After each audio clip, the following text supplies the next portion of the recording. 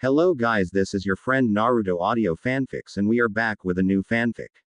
Which is what if Naruto Uzumaki accepted a deal that changed everything and faced a female Itachi Uchiha, Naruto times Itachi times Kurama, Part 3. And if you enjoy this fanfic then please press the like button and subscribe to my channel for more fanfic like this. And now let's start the fanfic. Over the next few days the class settled down with the new student in their midst. At first everyone was unsure about how to approach him until Kiba said, "So Namikaze, what you like to do besides make my sister horny?" Making everyone who heard him sweat drop. Naruto said, "Well, first off call me Naruto. Namikaze make me feel like I am old. You helped save my so I guess I can be me around you. I like to pull pranks. In fact the Hokage monument was me which I got to clean up tomorrow. Who is your companion if you don't mind me asking?" Kiba was wide-eyed and said, "His name is Akamaru." "You did that?" Pointing to the monument. Naruto said, "Yeah, I figure if I was leaving I might as well do something to make everyone remember me. Anyways I also write books and make a lot of money doing it." Kiba asked, "Oh yeah, what kind of books?" Naruto smirked as he saw several people listening to him and he said, "I am the author of the Hermit Diary series."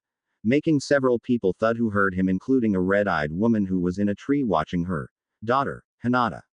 Naruto said, "Shit," as he saw several girls pull out copies of his book and he grabbed Kiba and ran up the side of the academy building using chakra stopping everyone though one could have done the same thing except Hinata had asked what she was doing there.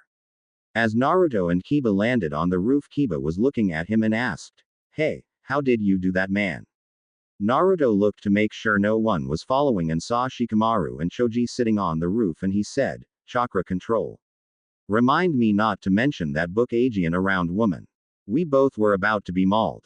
Kiba looked back down at the girls on the ground and sweat dropped before saying, "Man, you just screwed yourself. You officially have a fan club now." Making Naruto look over and groan as he saw signs saying different things to try and get his attention like, "Sign my book, you the best. Can we work on making the next edition?" Naruto sighed and said, "And woman said men are perverted.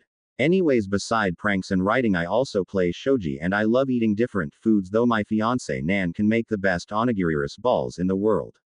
Choji said, "I doubt that man. Nobody can beat my mom's onigiri." Naruto looked over and said, "Oh is that a challenge Choji said, "Choji and this is Shikamaru and I suppose it is." Looking at Naruto. Naruto said, "Fine." And he bit his thumb and swiped the blood on the weasel and said, "Summoning jutsu." And a 3-foot weasel appear and said, "What is it you need Naruto-sama?" Making all 3 of the guys around him wide-eyed. Naruto said, "I need you to go to Nan and ask her if she can send me some of her fresh onigiri. Someone here says they have tasted better. That is if she has time to." The weasel bowed and Kiba asked, "What is that and what are those tattoos?" Naruto looked at them and said, "Summoning seals. Each of the animals pictured on my arm are summons I can do." Shikamaru took a quick look and then closed his eyes before darting back at it Aegean and said, "You have 5 of them." Naruto scratched his head and said, "I think it's actually 6. The one with the Shinigami on it I am afraid to use because Erozanin and I believe that it might be the jutsu dad used to call the Shinigami to seal Kyuubi in me in the first place." Kiba asked, "Don't you know since it's on your body?" Naruto sighed and said, "When I was around 6 the guy who took me away from the village as a request of my father and trained me along with his wife and daughter were traveling when we were attacked. I don't know who the guys who attacked us was but I know they had Iwa headbands and he told me to take his daughter and run which I did and something happened and my entire memory was lost from that day to I was about 9 when Tsunade saved my life and broke whatever happened to cause me to lose my memory however everything I did during those years is lost to me. Angel, my other fiancé was with me during that time but she said she won't tell me under orders of Tsunade since it could actually hurt my memory then make it come back. All I do know is that during that time Kyuubi died, I got this tattoo on my arm which originally had the puppet, the fox, the sword, the scrolls and the Shinigami. With help from Erozanin I was able to learn everything I had in them and how to work them and then I was given the summonings by my friends." Just then the weasel reappeared with a bento full of onigiri and said, "Nansama asked me to tell you that she loves you and you better not be taking after Jiraiya and peeping on women at the bathhouse or else. before it went up in smoke. Naruto picked up the bento and opened it and handed one to each of them and they ate it and Choji paled and said, I take it back, hers is better than my mom's. Please forgive me, mom. As he looked down with sorrow before taking another bite, making everyone laugh. Shikamaru asked, how good are you at shogi? Naruto looked at him and said, the only person to beat me is my fiancé. Want to play a game? Now there are things in the ninja world that will never be answered. Where the hell Tenten pulls such big scrolls from and where do women always pull out weapons from when a moment earlier they were in the hot springs? Another of these mysteries is how the laziest guy on the planet can move at incredible speeds that even a Sharingan can't follow and make a shogi board appear ready to play like it's a life or death battle. This is the case with Shikamaru. Naruto started to play in a very unorthodox strategy that made Shikamaru raise an eyebrow after 5 moves and put his hand in a thinking pose. Choji saw this and knew what he was doing and said, you must be good because only his dad ever makes him think like that, as he ate another onigiri. Hiba groaned and asked, how can you play that? Naruto asked, do you know where shogi first came from? Hiba said, a box. Naruto snickered and said, no, shogi was actually a game invented to help some general or leader or something like that into making more state GIC battle plans to win battles. Note, I am not for sure about that, but it sounds good and I actually want to learn to play it, but nobody I know even knows what the game is, so I am unfortunately dumb when it comes to the idea, so don't sue me. They say that if you can play this game and become good at it, that you can plan a strategy using 10 men and beat 50 with just simple planning. Most of the fights I have been in, I have used strategies like the ones I use on this game. Hiba looked at the board with renewed interest and asked, so you're saying that if I spent time learning to play this I could be stronger and better leader? Naruto said, better leader yes, stronger no, this is a battle of the mind, but you will be able to make better decision that could make you stronger. Hiba looked down at this thinking he found something to make him a better clan head when he grew up, and Shikamaru said, I can't believe it, but we're going to tie. Making Choji choke, and Naruto asked, how many moves? Shikamaru said, 31. Naruto said, damn, I only thought about 25. How smart are you really, and don't give me you book grades since I have seen that you only answer just enough to make sure you will be on the same team as Choji here when we graduate. Making all 3 look at him. Hiba asked, what do you mean by that, man? Naruto said, simple, from what I have seen and heard about Konoha, they always put the rookie of the year with the dead last and then everyone else they base similar to that, but also those with about the same grades and 1 strategist, 1 taijutsu specialist and 1 genjutsu user. Shikamaru asked, how smart are you? Naruto said, 189. Shikamaru said, 204. Naruto bowed and said, I see. Hiba asked, what are you both talking about? Naruto said, IQ. Most people are between 120 to 160 on IQ. Because of the training and things I have seen and done, I am a little smarter than average. Shikamaru here on the other hand is a genius. Anyone with over 200 is a genius. Just then the bell rang and Naruto groaned and said, I feel a need for a prank, anyone interested? Making all 3 look at him. About 10 minutes later all 4 were in class when the door opened and a woman walked into the class and Aruka asked, who are you and what are you doing here? I am trying to teach my class. The woman looked around and said, oh, I was looking for a young man named Mizuki Tuji. Mizuki looked at her and said, I am Mizuki, what do you need of me? The woman said, I got something for you, young man, as she reached into her purse and pulled out a scroll and handed it to him. Mizuki asked, what is it? The woman said, inside that scroll are details of an account that was set up for you as an infant that has been closed due to a business decision on the part of the bank. Now if you will excuse me, I must be leaving. As she turned and walked out of the room. Mizuki looked at it and opened the scroll and started to read. Mizuki Tuji, I am here to inform you that an account set up for you by. Suddenly the scroll exploded and pink paint covered Mizuki as the scroll burst into flames and the entire class burst out laughing, and Aruka was looking at Mizuki with a mixture of laughing at his misfortune and fear of whoever did it, and he screamed, settle down, making everyone shut up and try to stop laughing. Mizuki screamed, who did it? Making everyone look at him questionably and then at each other. Hiba said, what's wrong, Miss Tuji? In between howls of laughter.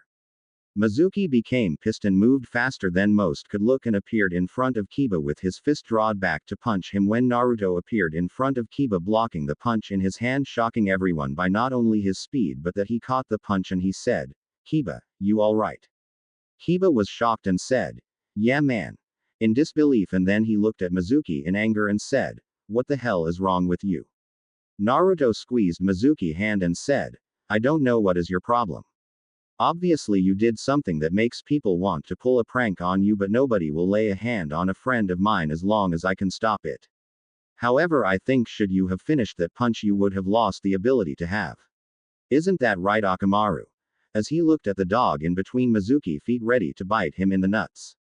Iruka said, "That's enough, Naruto and Mizuki. I want you to go and get cleaned up and don't come back until you see someone about that anger." Mizuki said, "You can't order me to do that." A voice from the window said, "No, but I can." In a cold voice, making everyone look and see the face of a dog masked ABNU. Iruka asked, "What is an ABNU here for, sir?" The ABNU said, "I was in the area on guard duty and I heard the explosion and decided to investigate. Now you're coming with me, Mizuki, to see the Hokage." As he walked over and both left as a swirl of leaves. Naruto started back over toward his seat and Kiba grabbed his arm and said, "Thanks man. I owe you one." Naruto smiled and said, "That's what friends are for, man.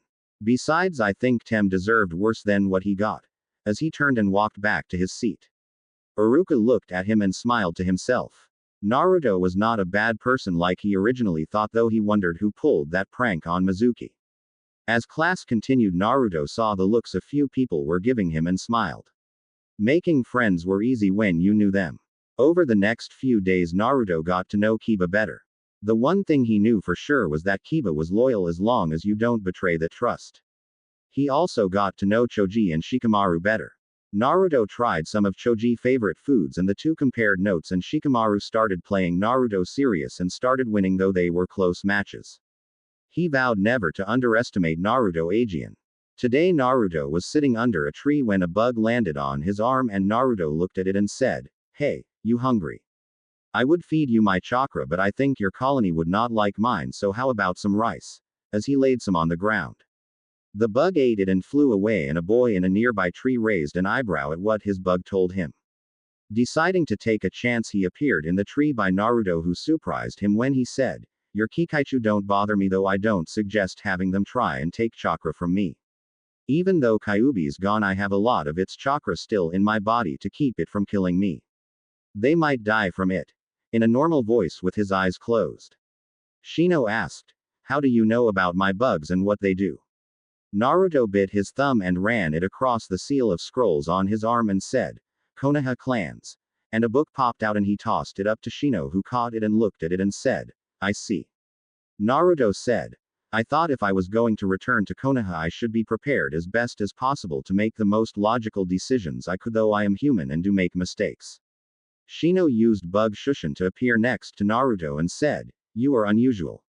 Naruto said, "True, but I respect those who know the pain of being burdened with another life, whether it be bug, demon, or other things. The name's Naruto and you are." As he looked at Shino. Shino looked at him and said, "Shino." Naruto nods and said, "I am getting ready to play Shikamaru a game of shogi, want to come?" Choji and Kiba will be there, and Kiba learning how to play from Choji, who is trying more of my fiance's recipes. I would like to get to know you better, and I think you would like someone else to get to know you outside of your clan if I were to guess. Shino studied him, looking for any sign of deception, and found none and said, "Very well, no frogs please." Naruto snickered and said, "Unless your bugs are made of sweets, the only they have to worry about the frog I summon as a contact high. But out of respect for them and you I won't summon a frog unless there is a battle." Shino nods and asked, "Why do you talk and act like a seasoned shinobi?" As him and Naruto walked toward the academy. Naruto sighed and said, "Just because I admitted to killing once does not mean I have not had to do it again. If I see someone I care about in danger, I will do everything in my power to protect them. Including sacrificing my life. How much do you know about me honestly, Shino? Truthfully, on your clan's honor." As they stopped walking. Shino was quite a moment and said, "I know what you told us at the academy. I also know that there is more to you than you let on. My bugs told me that you live in a building that is considered to have better security than the Hokage Tower. You also seem to know more than you claim. My bugs told me that you speak the truth but also that it's a half-truth. You edit things for what reason I don't know. I also know you have a connection to another village. Naruto nods and said, I will tell you about it but let's join the others first. They deserve to know also. As they continued to walk. A few minutes later the pair walked onto the roof to see Kiba lose to Shikamaru and Choji eating and Naruto said, Hey, I got someone who wants to get to know us. Making everyone turn and Choji said, Hey Shino. Who nods back. Naruto smiled and said, Well I guess I can tell you all now. Shino and I was talking and he raised a few questions I think you all should know. Making everyone look at him and Shino. Shikamaru said, This is about the way you came into town and why all the clan heads are going out of their way to make you happy. Naruto sighed and said, I guess that's to be expected. You all heard about the hidden village in waves that appeared in the less than 10 years. Making everyone look at each other and nod. Naruto said, Well because of my book sales and also a financial advisor my father entrusted me with I am self-supported. When the people I was traveling with at the time learned about a man named Gato. The same Gato who was a millionaire and shipping tycoon, we were not impressed with what we found out. It turns out he used his money to pay the politicians in an area and then use missing nins and merc to force people into slavery, prostitution, drugs, and other illegal activities. He was in wave at the time and had just about crippled the economy there and one of the local heroes of the village who tried to stand up to him was about to be publicly executed in front of the entire village to prove a point of what would happen should they not follow his rule. We stopped him and helped them get back on their feet and even went as far as helping them build the bridge that connects them to the mainland. We talked with them and came up with the idea of forming a new hidden village to help protect them. I used about 80% of my money to help get supplies, equipment, food, labor, and other things to help the village get built. It was not just what I did for that village but also for the entire country as a whole that they offered me a job. Kiba said, It's the least they could do for you paying for everything, in a joking manner. Naruto smiles and said, They named me the Shodime Namikage, making all four of them wide-eyed. Shino asked, Then why are you here if you are a Kage? Naruto said, Simple, I helped get the village going but I do not feel I was the best person to be leader at the time because I know a Kage is supposed to have over 1000 jutsu and be able to protect the whole village. I don't know how many jutsu I do know and never really bothered to look and I thought that if people found out a 10-year-old was the Kage of a village they would not respect the village and might attack the village so I looked through everyone until I found someone who believed the way I did and respects everyone no matter if they had a bloodline, money, clan, flat out broke or an orphan and I named him the Nadaime. Over the next 2 years I showed him everything I was planning for the village and then retired officially this year exactly 4 years from the day I was named Shadaime and almost halfway through my term in office. Since I was so helpful to the village they still view me as the leader though I stepped down. Now I am more of an advisor on matters and since I had promised the Hokage I would come to Konoha before the kids my age graduated I came back. I can't reveal secrets of the other village which is why I have this seal on my neck so someone like that blonde in our class can't enter my mind. There is more to it but under orders of the Nadaime Namikage as well as the Sandaime Hokage I can't tell you anything else except when I become a ninja I will be considered a ninja of both villages like someone who has a political marriage to another village. Everyone listened to him and Shikamaru said, So there is going to be an alliance between our village huh? Naruto looked at him and said, I can't say one way or another. I wish I could but I can't. Kiba asked, So what's it like being the leader of a village? Naruto groaned and said, Too much paperwork. Making everyone snicker. Naruto smiled and said, Hey Kiba. You said you wanted to get stronger right? I can't tell you anything else about how come I am an academy student but I can tell you something that could make you stronger and better. Getting everyone attention. Kiba asked, Really, what? Naruto asked, You all saw me climb walls and stick to the ceiling right? I can teach you all how to do that and if you practice it a little each day it will make your chakra control go up as well as how much chakra you have meaning you can do more jutsu longer. Any of you interested? Everyone looked at him and Kiba said, Show me. And everyone else gave looks of interest. About 10 minutes later, Naruto was standing upside down off of a tree branch, having threw a few kuniyas on the ground and said, "To much chakra you blow off, to little you don't stick. Use your kuniyas to mark how high you can get. Once you can make it to the top, no problem, run up and down the tree for an hour without having to stop, and then I can show you the next step." Choji looked scared and asked, "Why do we want to do this, Aegean?" Naruto sighed and said, "Tell you what. How about we make a bet out of this?" Making everyone of the four look at him. Shikamaru asked, "What kind of bet?"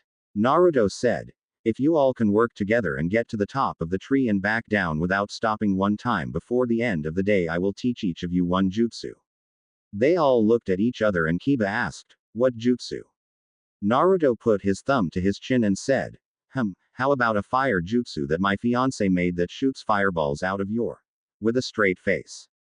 The look all four of them gave him was pure lust, and Kiba said, "If you can show us it, then you got yourself a bet." Naruto smirked, putting his hands in seals to fast for them to see, and said, "Fire style. Farting fire." And he bent over and a fireball shot out of his and his a tree, blowing a hole through it, and all of them grabbed a kuniya and started going up the tree. An Abnu who was watching quickly left and appeared in front of the Hokage and said, "Sir, I have something to report," making the third look at him. The third asked, "What is it, Raven?" Raven said, "I was watching Namikaze as you requested, and he got the heirs of the Nara, Akamaiki, Aburami, and Inazuka clans, teaching them tree climbing." The third said, "That's nothing I should be worried about. It's a good skill to learn, and the earlier the better." Raven said, "But he told them that if they all could learn it by the end of the day, then he would teach him a jutsu, and he demonstrated it for them." The third said, "Really? Which one?" Curious, since most of Naruto's skills are unknown. Raven said, "He called it firestyle. Farting fire, and it shoots a fireball out of the users, sir." Making the third spit out he coffee he was about to drink. The third said, "I see, thank you for bringing this to my attention, and let me know if anything else happens. Return to your post." And Raven left. The third asked, "What kind of sick jutsu is that?" Kakashi, who was on guard duty in the Hokage office today, said, "A brilliant one if you think about it." Making the third look at him and ask, "What do you mean?" Kakashi said, "Well, suppose you had been captured and your hands are tied behind your back and could not get to your mouth to use a fire jutsu. If you had that jutsu, you could possibly free yourself of kill you capture. It might also be good for an assassination mission for some of our female ninjas should they have to seduce the target, and has to be or something, though I am just guessing from what Raven said." The third nods and said, "I see your point, though I will talk to Naruto about it tomorrow. Let's see what progress those four make." 2 hours later, Kiba and Shino were still trying, and surprisingly Choji and Shikamaru both got it. Kiba asked, "Why is it that me and Shino are having such a hard time at this and those two already got it?" As he was panting. Naruto giggled and said, "All right. Time to tell you all why you can or can't do it so far." As he grabs 2 handful of leaves and jumps down at the group and put all of the leaves in one hand while he held one in the other and said, "Okay, Shino, Kiba. The hand here I have that is full of leaves is your chakra levels. Shino has a lot since his bugs eats his, so that they will follow his command, and you, Kiba, have it from all the physical exercise you do with your family jutsu. Now Shikamaru and Choji here don't exercise as much or use their chakra like you two do, so they have less to control, like the single leaf in my other hand. Now a single leaf would be easy to control, as the leaf floats into the air," and then he said, "But with all these other leaves added to it makes it more difficult. Not impossible, but difficult. As he had them all float off his hand, but not as easily as the single leaf had." Kiba said, "So it's harder for us to do it because we trained harder." Naruto said, "Basically yes. That is why I wanted you all to do this exercise. Say in a fight Shikamaru could capture you and outthink you, but say if while he was thinking of a plan he ran out of chakra, you, Kiba, who would be fighting to make him use his more, would break free and beat him, so you see it as a balance of brains over strength. This exercise is a high genin exercise, and you normally would not be allowed to learn it until several months into your genin years, so I am giving you all a head start to be better ninja.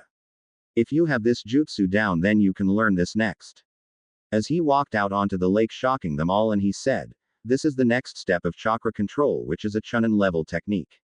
It is an extension of tree climbing, so the sooner you can do tree climbing, the sooner you can do this." They both not only help increase your stamina, chakra control, chakra levels, but also endurance. Since it's almost dark, I will give you all another chance to learn that fire jutsu. If in 2 weeks you can do the tree climbing up and down the tree one time and the water walking where you can cross this river both ways one time, I will teach it to you, but only if you all learn it as a group. Shino can be an exception if it is harmful to his bugs on the water walking, but if it is, then he has to be able to make it up and down a tree 5 times without stopping. Everyone was thinking and Choji asked, "How long did it take you to learn these, Naruto?" Naruto said, "The tree climbing took me 2 days to learn it, but Angel did it right on her first try. However, after I got it down, I had to learn water walking while being attacked on a hot spring, so I learned it quick." As he shivered, making them all fearful. Kiba said, "I want back out of this and will take your challenge. Right, guys?" As he looked at the others. Naruto said, "Well, since it's Friday, I got things to do this weekend, so see ya." As he left in a swirl of flames.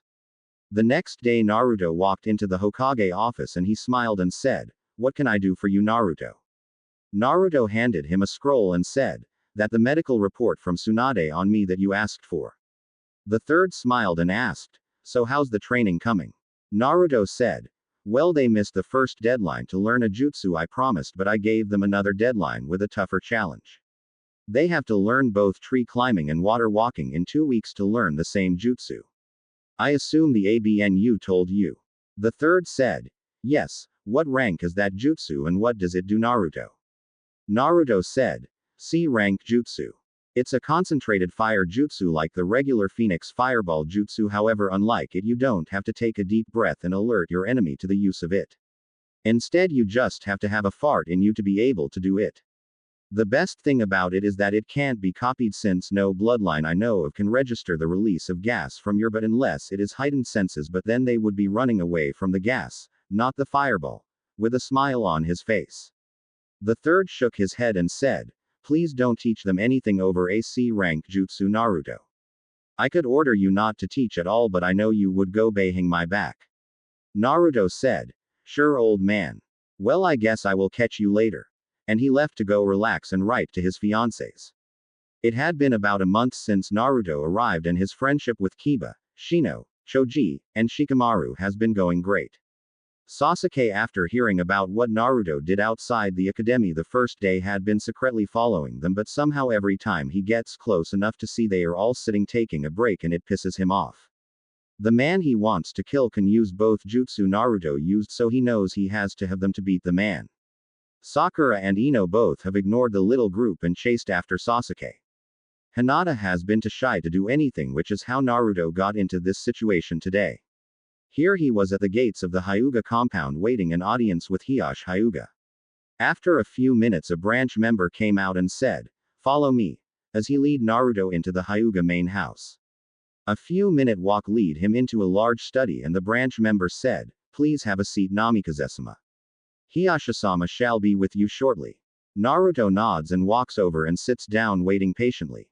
Hiyashi walks in with both Hanabi and Hinata each on one side of him, and he sits down while both stood, and he asked, "To what do I owe the pleasure of your visit, Namikaze-san?" Naruto said, "Please call me Naruto Hyuga-sama, and the reason I have come is some information has come into my possession that I believe you would like very much." Hiyashi said, "Really, Naruto? What kind of information would that be?" Naruto said, "As you are aware, I have ties to the hidden village of Wave. During a mission to Cloud, a friend of mine recovered some important documents of the Yondaime Raikage, and with those documents was the exact details of the kidnapping attempt on Hinata that the Godime Raikage had planned, including how they knew where her room was." All three Hyugas were wide-eyed, and Hiyashi asked, "How is it that your friend was able to get these documents?" Naruto said, "Since nearly everyone in this village knows what a Jinchuriki is, I can tell you she was the Jinchuriki of Cloud before we helped her escape, and she was also the daughter of the Yondaime Raikage who was assassinated by the Godime. Unlike me, she has completely absorbed the demon that was sealed into her. She went to collect her family scrolls and also some personal effects of hers, and while she was there, she also broke into the safe in the Raikage office and got her father's diary as well as all the other documents in the safe, which had this," as he pulled a scroll out of his pocket. Hiyashi looked at it and asked, "What is it you want in exchange for it?" Naruto said, After I received this scroll and read it, I was originally asked to give it to the Hokage to deal with it as he saw fit because the information in it could have several people executed for treason. However, I thought that it would be better for you to handle this matter yourself, Hyuga-sama, since I found out about your nephew and also the effect it had on Hinata here. Hiyashi looked at Naruto and asked, "What is it you wish to accomplish with this offer?" With narrowed eyes, Naruto said, "I have 3 requests I would like to request, but I will give this to you to deal with free of charge, and if you chose to listen to my request afterwards will be up to you." As he handed the scroll to Hiyashi, Hiyashi judged Naruto and picked the scroll up and started to read as his eyes got wide for a moment and then he closed the scroll and asked, "What is your request?" Naruto pulled out another scroll and said, "I have 3 requests and they are listed on this scroll. One request that will help Konoha, one request that I believe will help your clan, and one request for myself." As he handed it to him, Hiyashi opened the scroll and read, "Hyuga-sama, my first request is that the Hyuga clan ask for permission to do a detailed security search of the village. I have noticed in the short time I have been here there are several places in the village that should an enemy decide to they could hurt Konoha, including the hospitals, the Hokage Tower, the academy, the walls of the village, the residential area of the village as well as the main gates. I know Konoha has had several years of peace, but I believe that it is always best to be safe than sorry, and I figure your clan's bloodline would be able to look at an area from different points and determine security risk. My second request is that with the information I provided you that you do what they tricked you into not doing. Unifying your clan. I have also noticed that Hinata has talents in other areas besides the Hyuga fighting style, and I believe that her skills would be able to increase if she were allowed to develop these skills. She could bring a new look for your clan and make them even more famous and proud. The area I speak of is medical skills. I wrote my observations about her to my friend Tsunade when I was requesting my medical information for the Hokage, and she said if you would allow it then she would send information that would enable her to tap into that potential. My last request is a personal matter. Even with the Kyuubi no longer in me, I do have a risk to myself. My body has a massive chakra reserve that is near fatality levels for me. Jiraiya sealed it all away because when him and Tsunade found me, my coils were at the point they were about to explode.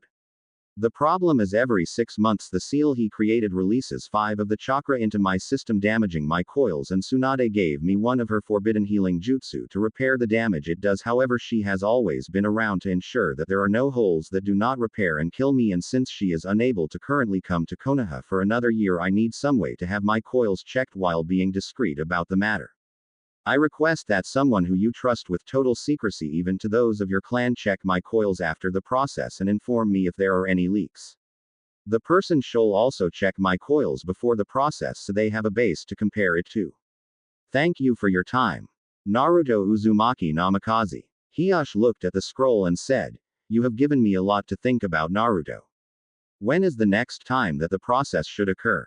Naruto said, "I have about 5 weeks before it will happen. I currently have 40% of the total that was sealed away and have 60 left to tap into." Hiyashi said, "I do believe that all of your requests are reasonable, especially with what you have offering. I will need time to weigh my options. Is there anything else I should know?" Naruto said, "Yes. I know that there will always be bad blood between Cloud and your clan, but if my friend from Wave ever comes to Konoha for either missions or the Chunin exams, please do not treat her as you would someone from Cloud. She hates that village with every fiber of her being, and she also has a connection to your clan." Making all 3 look at him, Hiyashi asked, "What do you mean?" Naruto said, "Perhaps it would be better to discuss this privately, sir. I know you trust both your daughter, but with what I have to say could be used against every person with a bloodline and must be treated very carefully. There is already one person who knows what I do and is currently trying to take advantage of it." Hiyashi narrowed his eyes and said, "Very well, Hinata, Hanabi, please leave the room." After both left, he asked, "What is it that is so important that I cannot tell my daughters?" Naruto sighed and said, "Do you know what will happen if I die, Hiyashi?" Making Hiyashi confused, and he said, "Nothing. Why?" Naruto said, "Wrong. Since I am the only source of Kyuubi left on this planet because of my body absorbing it for almost 6 years, the moment I die Sasuke Uchiha will go blind." Making Hiyashi confused, Hiyashi asked, "What would Kyuubi and you have to do with the Uchiha?" Naruto said, "I know why Kyuubi attacked Konoha. I also know that there is more than one Uchiha left alive right now.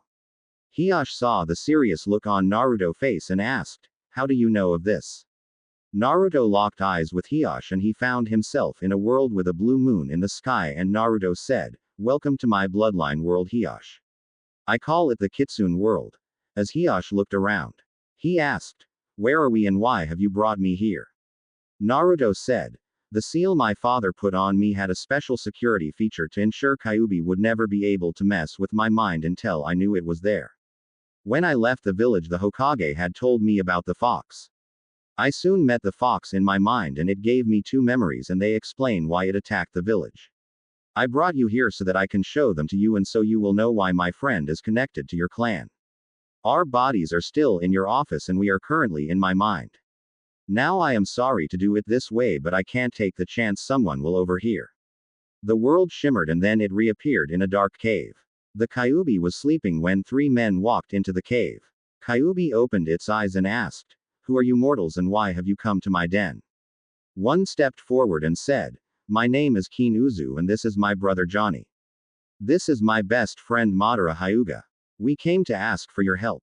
Making Hiyash eyes wide as he was seeing the first two Hokage and the first Uchiha standing there. Kyuubi said, "What is it you ask of me humans?" Kin stepped forward and said, "We are the leaders of a group of nomads and we wish to create a home for our people, however we have no way to build it or protect it because our people are starving and tired of being chased.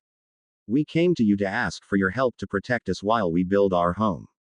Kyuubi was quite a moment and said, "I will not protect you but I can give you gifts that will help you. I see one of you already has a gift from one of my kind." Looking at Madara. Madara said, "If you mean my bloodline it is more of a curse than a gift. I am a branch member of my clan who fled with nearly 30 of my family to start a new life. Sadly I am all that remains because the others have either abandoned us or have died. I don't want this gift." Kyuubi was quiet and said, "Very well. You Kin shall have mastery of plants, you shall be able to make trees grow to make shelters for your people and food for them to eat. Johnny, you shall have mastery over water so the plants may grow and your people will not die of thirst.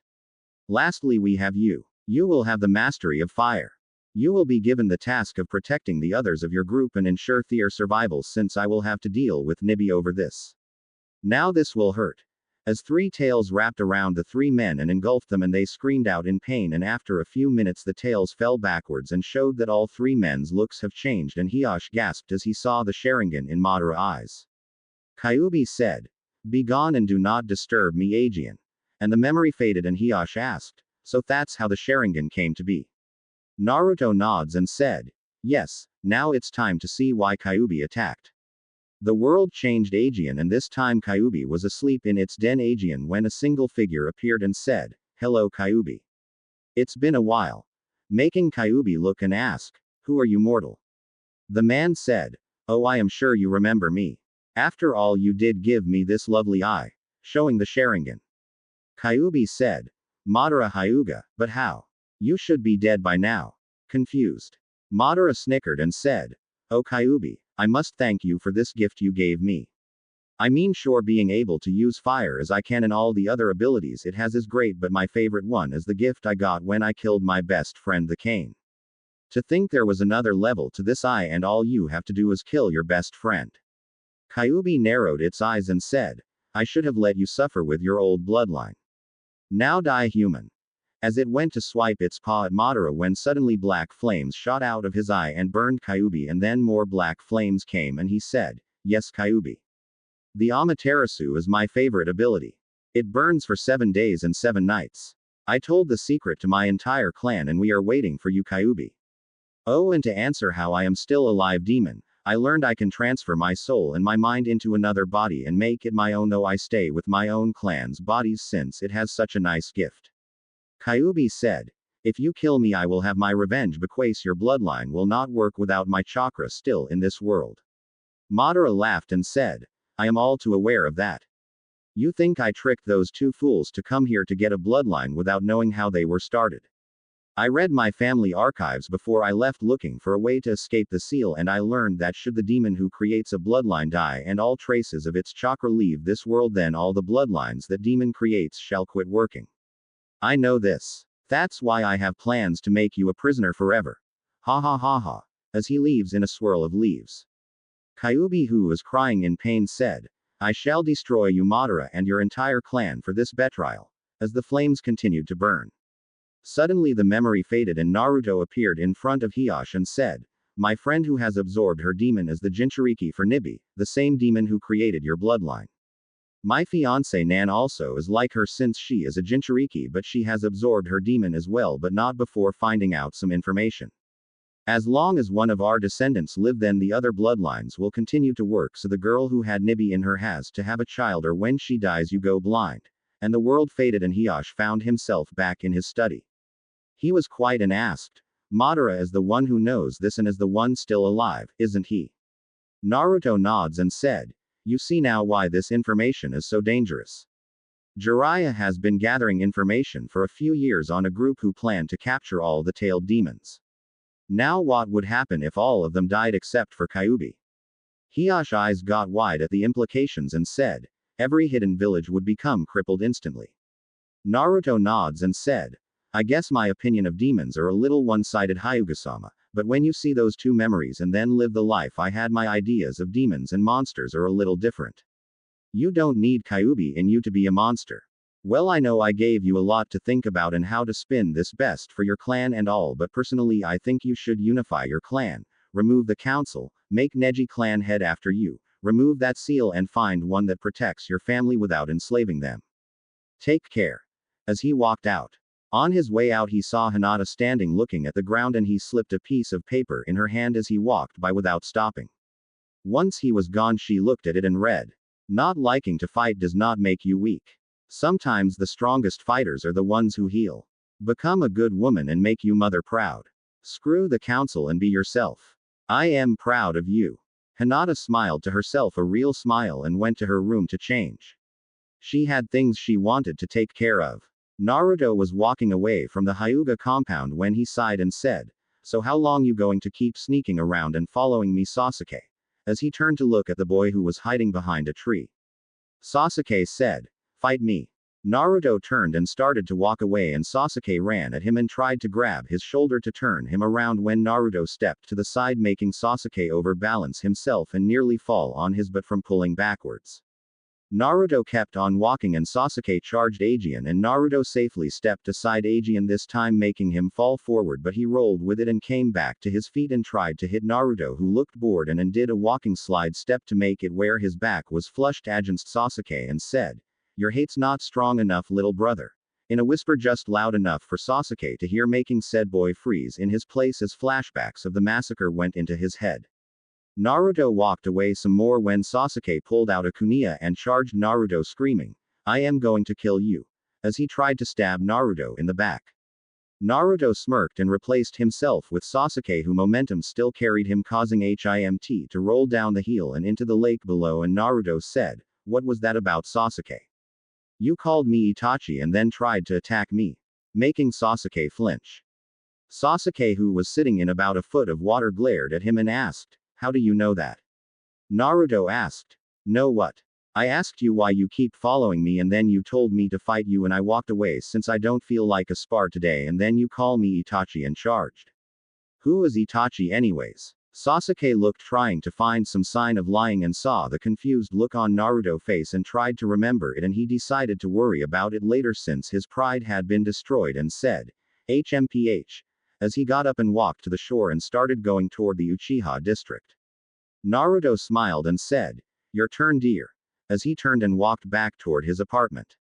When Sasuke got back to the Uchiha district, he saw Itachi standing there in front of him and he said, if you wish to kill me, hate me, detest me, and survive in an unsightly way. Run and cling to life. And one day, when you have the same eyes as me, come before me. As he stood in front of a house and started to laugh, a sick maniacal laugh that made Sasuke hold his head and scream out in pain. Suddenly smoke started from inside the house, then another and another and another. Soon smoke was seen coming from all of the buildings in the Uchiha district as they all burst into flames. Suddenly on the ground in front of Sasuke in blood the word murderer appeared, and he saw a ghost of his clan's men walking around pointing fingers at him, calling him murderer, failure, traitor, You killed us, as he held his head in pain. Then, as suddenly as it all started, it disappeared, and Sasuke was rocking back and forward saying, I killed them. I killed them. Over and over again. A fox smiled as she looked at the shatter person she just left behind as she turned to go visit her fiancé. When she got there, she saw Naruto and Nan sitting at the table with a plate for her, and Nan asked, So how did it go? Angel smirked and said, I say, with the mental damage I just did with that illusion, he should go from Rookie of the Year to dead last fast. Nan nods and said, The Uchiha pride is what started this mess. Having my brother show the world the dark side of the clan will allow the changes that need to be made by me for our children easier. It will also serve to change the town's view of him. As she took a bite of rice, Naruto said, With that info you got for me, the Hyuga clan is about to go a drastic change. If things go like we planned, Yugito will be able to live in Konoha after we finish of Atatsuki. Nan said, All in good time. All in good time. Naruto said, I am glad that you both could come here and see me. I was getting lonely. Angel asked, Lonely enough to do that? Naruto sighed and said, No, Arokatsune. I told you we had to wait until the Chunin exams. I can't take the risk one or both of you get pregnant before then, and don't say you know birth control jutsu, because none of us know for sure what our bodies will do now. How did you get here anyways? Nan said, Well, we told your dad we were coming to see you, and if he said no, then we would have your mom show him why she was a cage. Naruto shivers and said, I think her and Ibiki are related. I did not know you could do some of the things she came up with for torture. Angel asked, So if you want, let us do that. Can we at least take a shower together? Naruto had exactly 0.002 seconds to register the words before he found himself tied to the shower wall watching both his fiancé wash each other off, making him groan, and said, This is so not fair. Nan said, Then you better make it fair. With a hint of lust in her voice as Angel rubbed some soap on Nan's. Naruto groaned as he felt himself being turned on even more when both of them started to kiss, and he tried to get free but couldn't. Each one moved closer toward him and made to kiss him, but when he went to make contact they pulled back and each took one of his balls in their hands and started to rub. He was in a mixture of pain and pleasure and wanted more. After several moments of this, both women smiled at him and shushined away as a blast of ice-cold water hit him, causing him to scream out in frustration. About 5 minutes later, Nan came into the shower dressed and kissed him and said, I am sorry, but we can't do anything until the exams. We have to go now. As she turned off his water and walked out of the room. Angel came in a moment later, also dressed, and kissed him also as she said, We would hate to disobey our fiancé's wishes. As she cut the wire holding him in place and shushin away before he could do anything. When he walked out of the bathroom, he looked around for them and saw a book on the table and a note. He picked up a note and read, Dear Naruto-kun, we're sorry to leave you hanging, but if you're still hard up, you can always try to relax with some light reading or hand exercises for stress. Love. The Fox and the Weasel. Naruto looked at the book and groaned as he saw Ika Ika Paradise on the cover. About 3 miles away from Konoha, Nan asked, Do you think we were a little mean? Angel said, No, remember what he did to you the first day you met? Nan said, Oh yeah. Payback's a bitch. Even if it comes from something other than a dog. As laughter echoed in the forest. Hiyashi always considered himself a proud man from a proud clan, but with what he read and heard yesterday from Naruto takes the cake. He spent most of the night in the Hyuga archives and he came across something he never would have dreamed. The true origins of the Hyuga bloodline. Just as Naruto had shown him. It was because of this that he now stood in front of the Hokage's door and entered his office. The third looked up from his paperwork and said, Hello Hiyashi, what can I do for you today? Hiyashi said, I need your help with a problem. 3 hours later, the third Hokage stood on the balcony of the Hokage Tower looking at the citizens below. He still can't believe this is about to happen, but it was required.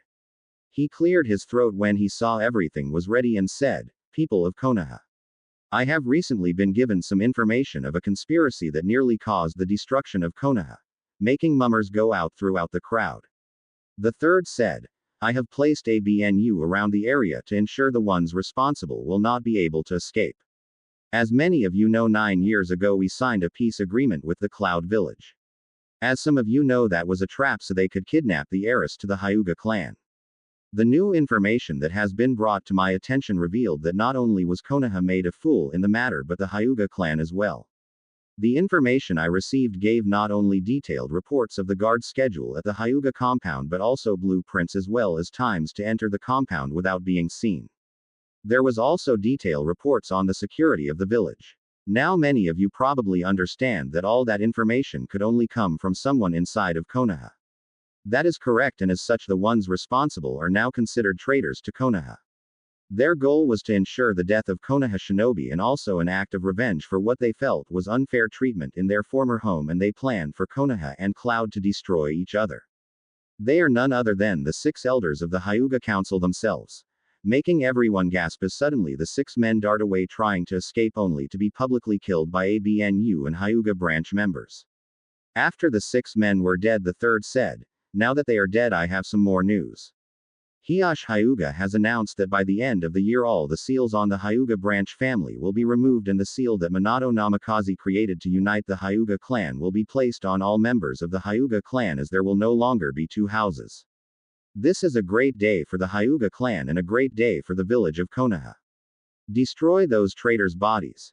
As he walked back inside the tower, leaving a shocked and stunned group of citizens, Naruto smiled as he looked out of his window and said, "So what do you think, Kakashi?" As he turned to see Kakashi sitting in a chair in his apartment. Kakashi shook his head and said, "You play a dangerous game, kid." Naruto said, "Oh, but the real fun just began." Kakashi asked, "You know anything about what happened to Sasuke?" Naruto looked confused and asked, "What happened to the Tem?" Kakashi sighed and said, "He had a mental breakdown." Naruto sighed and said, "I guess the pressure of not having Itachi to focus on is making him crack. It's not healthy for him to live in his clan's grounds. I think it should be destroyed and built new."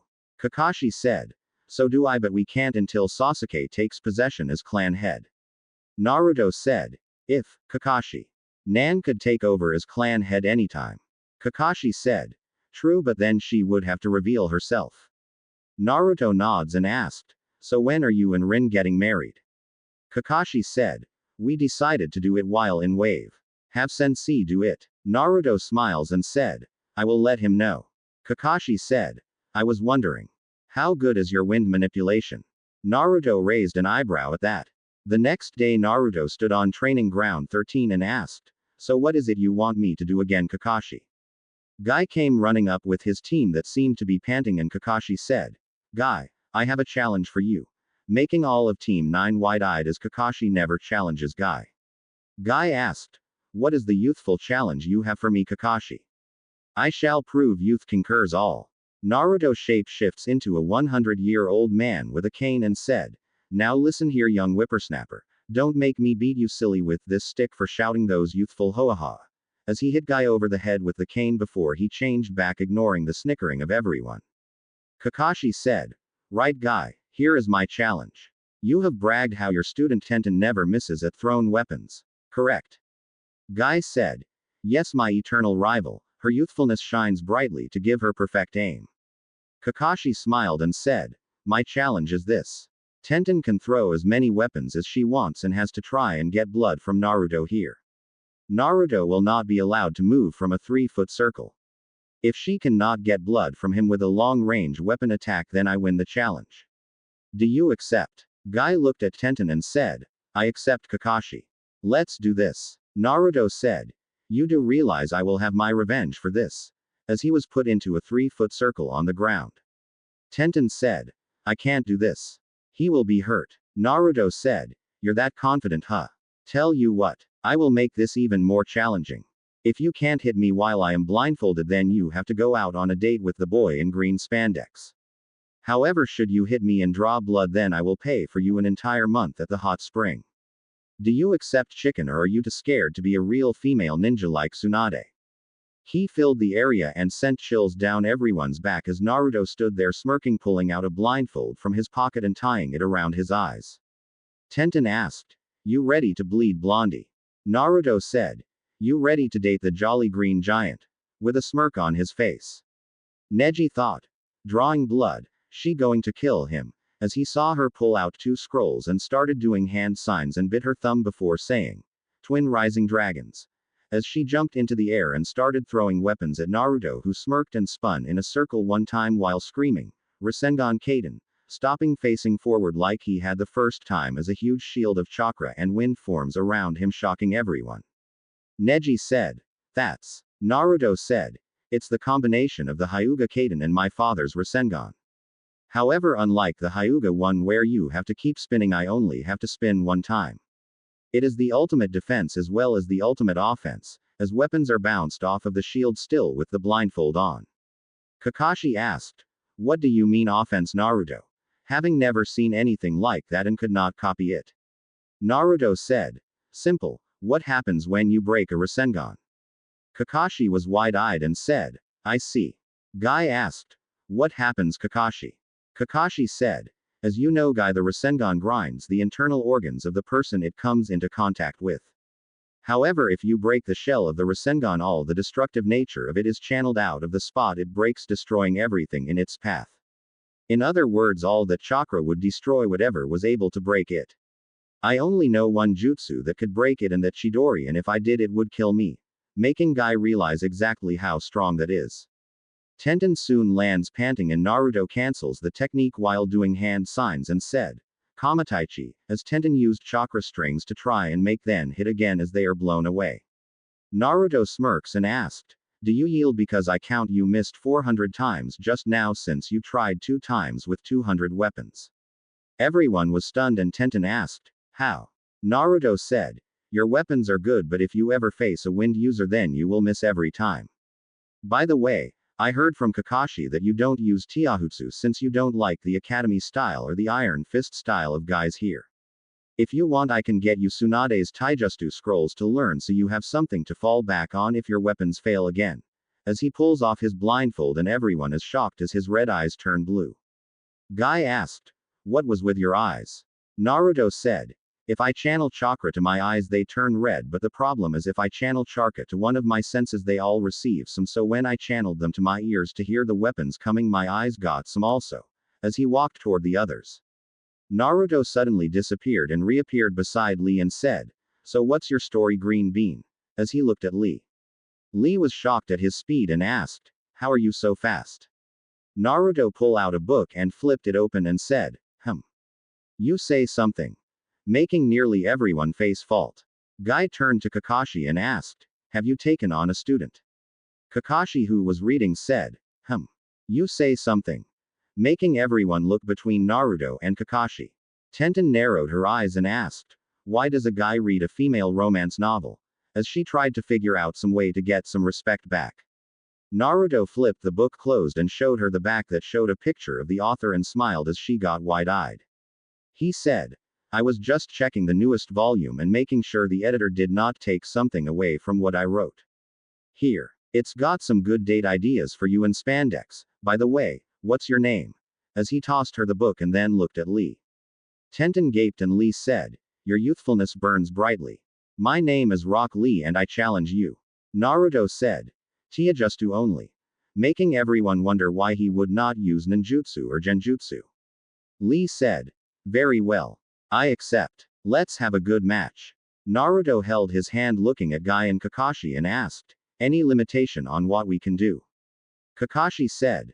Naruto, you're still technically an academy student, but please don't do anything that will kill him. Naruto said. So in other words, no gates, Hiraishin, are destructive combos. Making everyone look at him questionably. Guy said. Lee, do not underestimate this person. Naruto, who was about 30 feet from Lee, said, Lee, take your weights off because if I drop mine this will be over before you have a chance to. As he got into a stance that made Guy wide-eyed. He asked, how do you know the Uchiha interceptor stance? Naruto said, I only know 4 styles of Taijutsu, one is brawling, one is the academy, one is the Uchiha interceptor and the last is the hummingbird. I don't want to kill him, and since I can pretty much guess how much weight he has on, I know brawling and academy won't work. As he stood ready to fight. Guy said, but without the Sharingan you won't be able to use it properly. Naruto said, perhaps. Shall we begin? Guy said. Lee, take your weights off. Making the rest of his team look at him like he was crazy. Lee only had 200 pounds on each leg so far, but the increase in his speed was crazy. Lee nods and takes off his weights, and Naruto bites his thumb and reaches for the tattoo on his wrist and said, 90. As he shifts his neck from left to right and said, let's begin. Lee charges forward and goes for a punch, and Naruto blocks it and send one to Lee gut only for Lee to jump back, and Naruto follow through with a leg sweep, taking Lee's hands out he used as a springboard, causing him to fall on the ground. Naruto appeared above him with his finger pushed against the bridge of his nose and said, that was good, Lee. Shocking everyone including Kakashi. In less than 3 seconds he had beat someone who was gaining the rumor of the second coming of Guy. Guy said, I see, you really can use the interceptor style. You say that you know Hummingbird as well. Naruto nods and said, yes, though I dislike using it with Hiraishin. It's too slow. Making everyone look at him like he was crazy. Kakashi asked, what do you mean Hiraishin too slow? Naruto said, how about I show you what I mean? All 5 of you grab 10 stones and put them in a pile in front of you. Kakashi, use your Sharingan to prove what I am about to do. Get around the clearing and let me know when you are all ready. I will then say starting, and you see how long it takes for me to run 10 laps around this field. Everyone was looking at him like he was crazy, and Neji activated his bloodline and Kakashi his Sharingan. They all gathered 10 stones each and one by one said ready, as they were at least 100 yards across from each other. Naruto bit his thumb and touched the seal on his wrist and said, 1.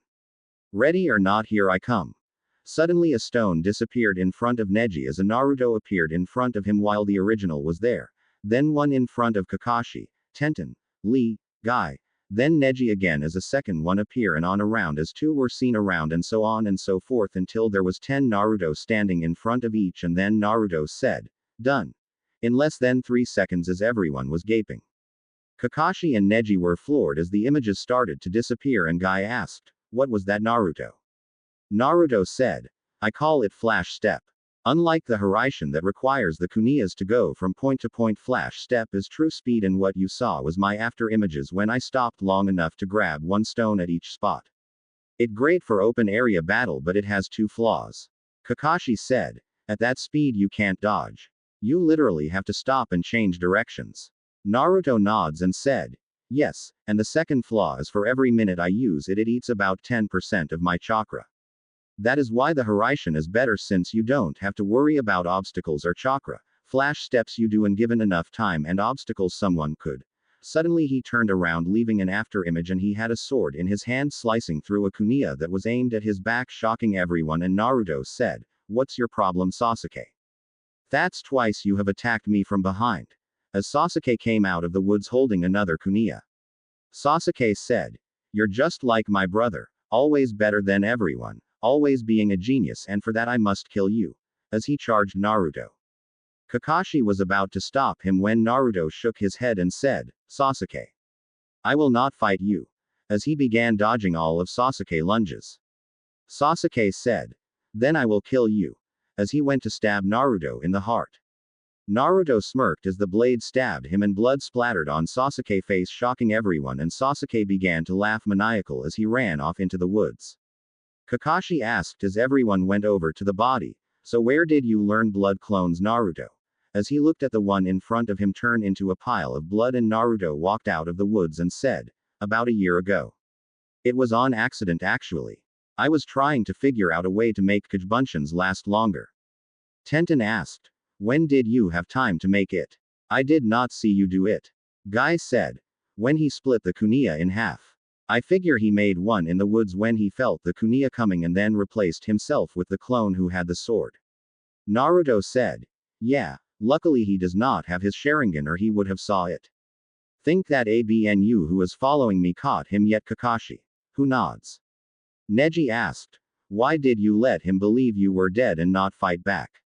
Obviously you are more skilled than you appear, so why? Naruto sighed and thought.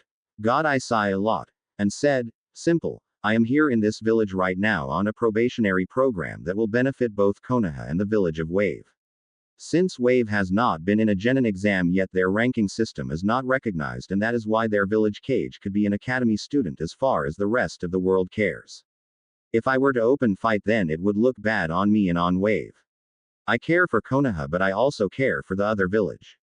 I can come here with Kakashi and do his little challenge, and as long as the senses here do not say I can't, then I can spar with you and show some of my skills.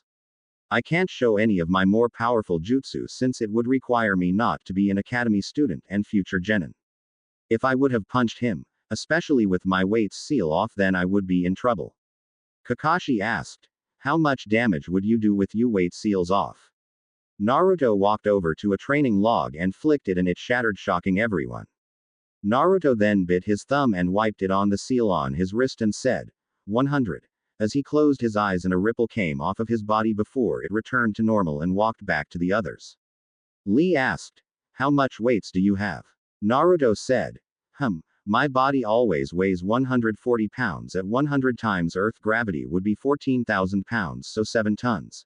As everyone jaw hit the ground.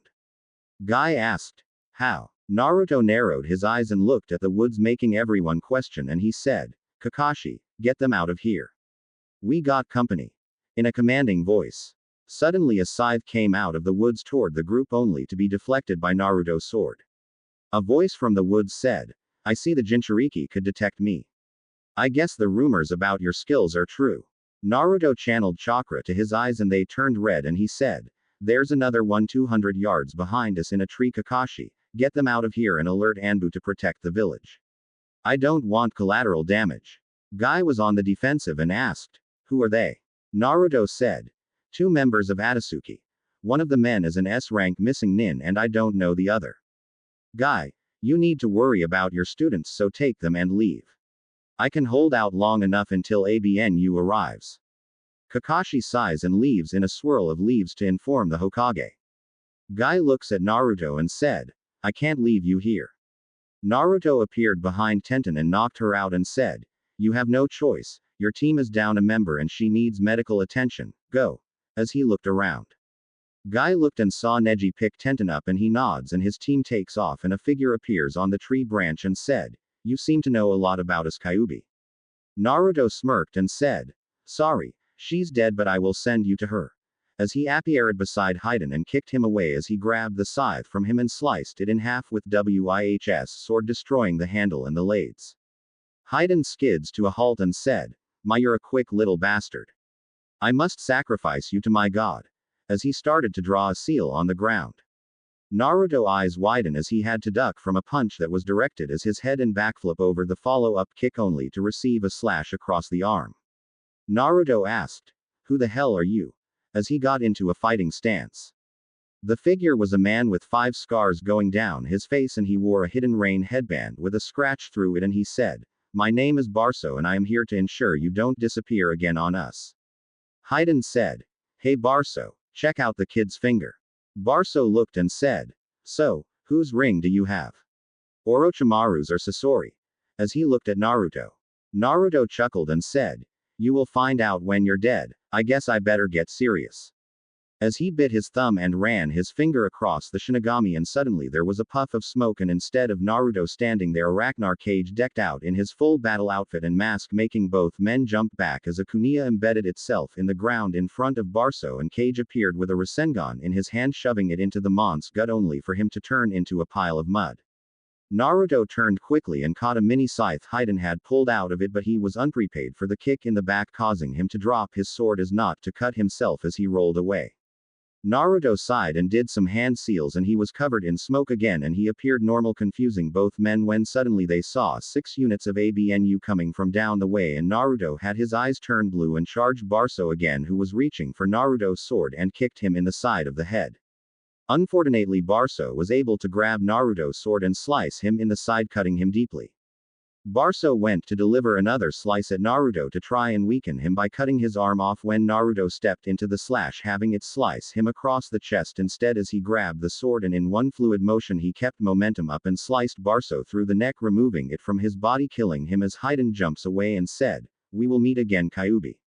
Naruto sighs and reaches down and removes the ring from his finger and starts to stand up when he feels dizzy and his vision blurs. He said, shit, poison. As he falls as Kakashi arrives catching him, and he heard Naruto say poison, so he quickly takes Naruto to the hospital, leaving everyone else to clean up the mess. When Naruto awoke, he groaned and tried to open his eyes and saw only black, and he said, "Well, this is new. Am I dead, and if so, where that Shinigami bastard at?" As he tried moving his head, a voice said, "No, Kit, you're not dead, but we're close." Naruto recognized the voice and said, "Angel, is that you? Where are we and why can't I see?" Another voice said, "You're in Konoha and have been in a coma for 6 weeks, little brother. You can't see because I had bandages put over your eyes so you would not go blind with everything that happened." Naruto reaches for them only for him to feel his hands are restrained, and Naruto asked, "Why am I tied down, Bakken?" Tsunade sighed and said, "Listen, Gaki, you don't know how close a call this one was. If you had not killed that guy and the ABNU gathered his weapons and kept his body until I arrived, you would have died. This guy makes Orochimaru poisons look like child play. It had over 60 different poisons and 30 different drugs to screw up your mind and body. Anyone else this would have killed within seconds, so I can say that this was specifically made to take you and the others out but not kill you." Naruto was quiet as he listened to it all and said, "What about the seal?" Angel said, "That was how we were able to save you. Tsunade, Hiyashi, Jiraiya and Inoichi all helped save your life. Inoichi had to take over your body as Jiraiya broke the seal on your neck for long enough to do the hand seals to break the seal on your head to restore your body after we flooded it with your stored chakra. Tsunade and Hiyashi spent 3 hours still healing you after that because of the poisons." Naruto was quiet and asked, "So what effects did this have on me in the long run and what's been happening?" Another voice said, "Your body is back to normal physically, but your chakra system is screwed up." Naruto said, "Old man, you're here also. Who else is here?" Tsunade said, "Just the 3 of us. Listen, kid, I don't know how to tell you this, but you chakra control now is like you never had any, so pretty much your entire jutsu skills are gone now. That poison put your system in so much trouble that with adding from the seal, mine, Hiyashi and the tainted chakra with poison mixed with it all together made it where you probably can't even do tree climbing. 3, 2, 1. Shouted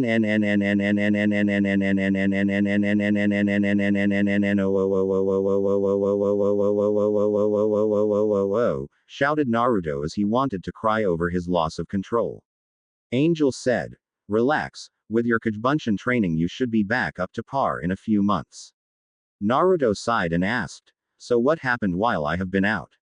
The third said, "Well, Sasuke believed that he actually killed you since he attacked you and was arrested by ABNU and released after I told him that attacking anyone in the village was against the law, and not showing up at the academy made him even more sure of it, and since I did not want to cause a riot with 2S rank missing nin sneaking into this village, so I neither confirmed nor denied it, letting everyone look at him for answers while you healed." Naruto nods and Angel said, "Guess what, Naruto-kun? Nan and I made you a gift." Naruto was curious and asked, "What is it, Angel?" Tsunade walked over to him and removed the bandages to his eyes, and after getting rid of the spots from the bright light he saw the 3 looking at him and he smiled, and Angel handed him a scroll and he bit his thumb and unsealed it and smiled and said, "When can I get out?" Tsunade said, "Tomorrow." Naruto nods and said, "Old man, I got to request." The third said, "Only if I get to ask one myself." Naruto said, "Sure, old man." The third asked, "Are you arranged by?" Tsunade put her hands over his mouth and said, "First sensei, there's something I need to talk to you about. We will be back in a few minutes, Naruto." And walked out the door. Naruto looked confused and asked, "What's going on?" as the door was closing.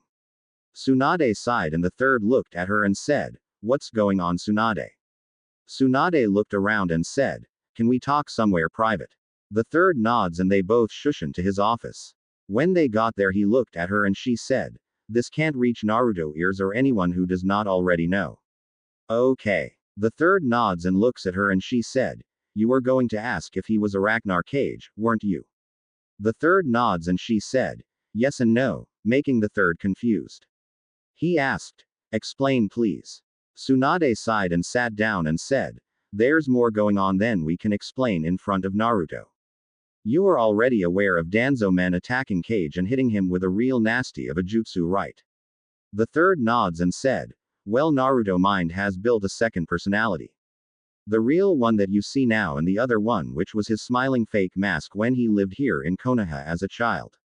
The mask, as we call it, later became another personality when he made the deal to get rid of Kyuubi.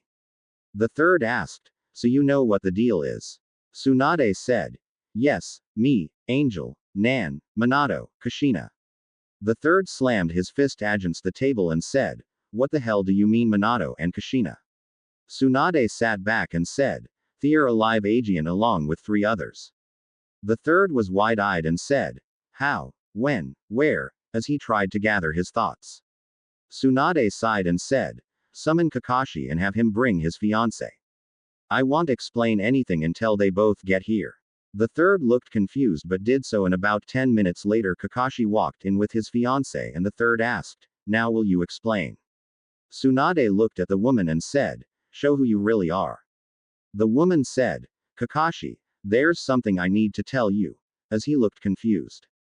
She suddenly started to change, making both the third and Kakashi wide-eyed, and it turned into a Rin. Kakashi took a couple of steps back and said, "Rin, but how?" The third said, "I want to know that myself." Tsunade said, "As I was saying, when Naruto made a deal to get rid of Kyuubi, he was given a task that he has to complete. From what I was told when Dan and Nawaki were brought back to life, that there had to be someone that would act as a payment should Naruto fail to complete the task he agreed to." The third asked, "What is this task?" Tsunade said, "Basically Naruto had to kill 5 people. All 5 men have broken the law of death and have found different ways of being immortal. He's killed one so far when he killed Sasori, who had turned his body into a puppet."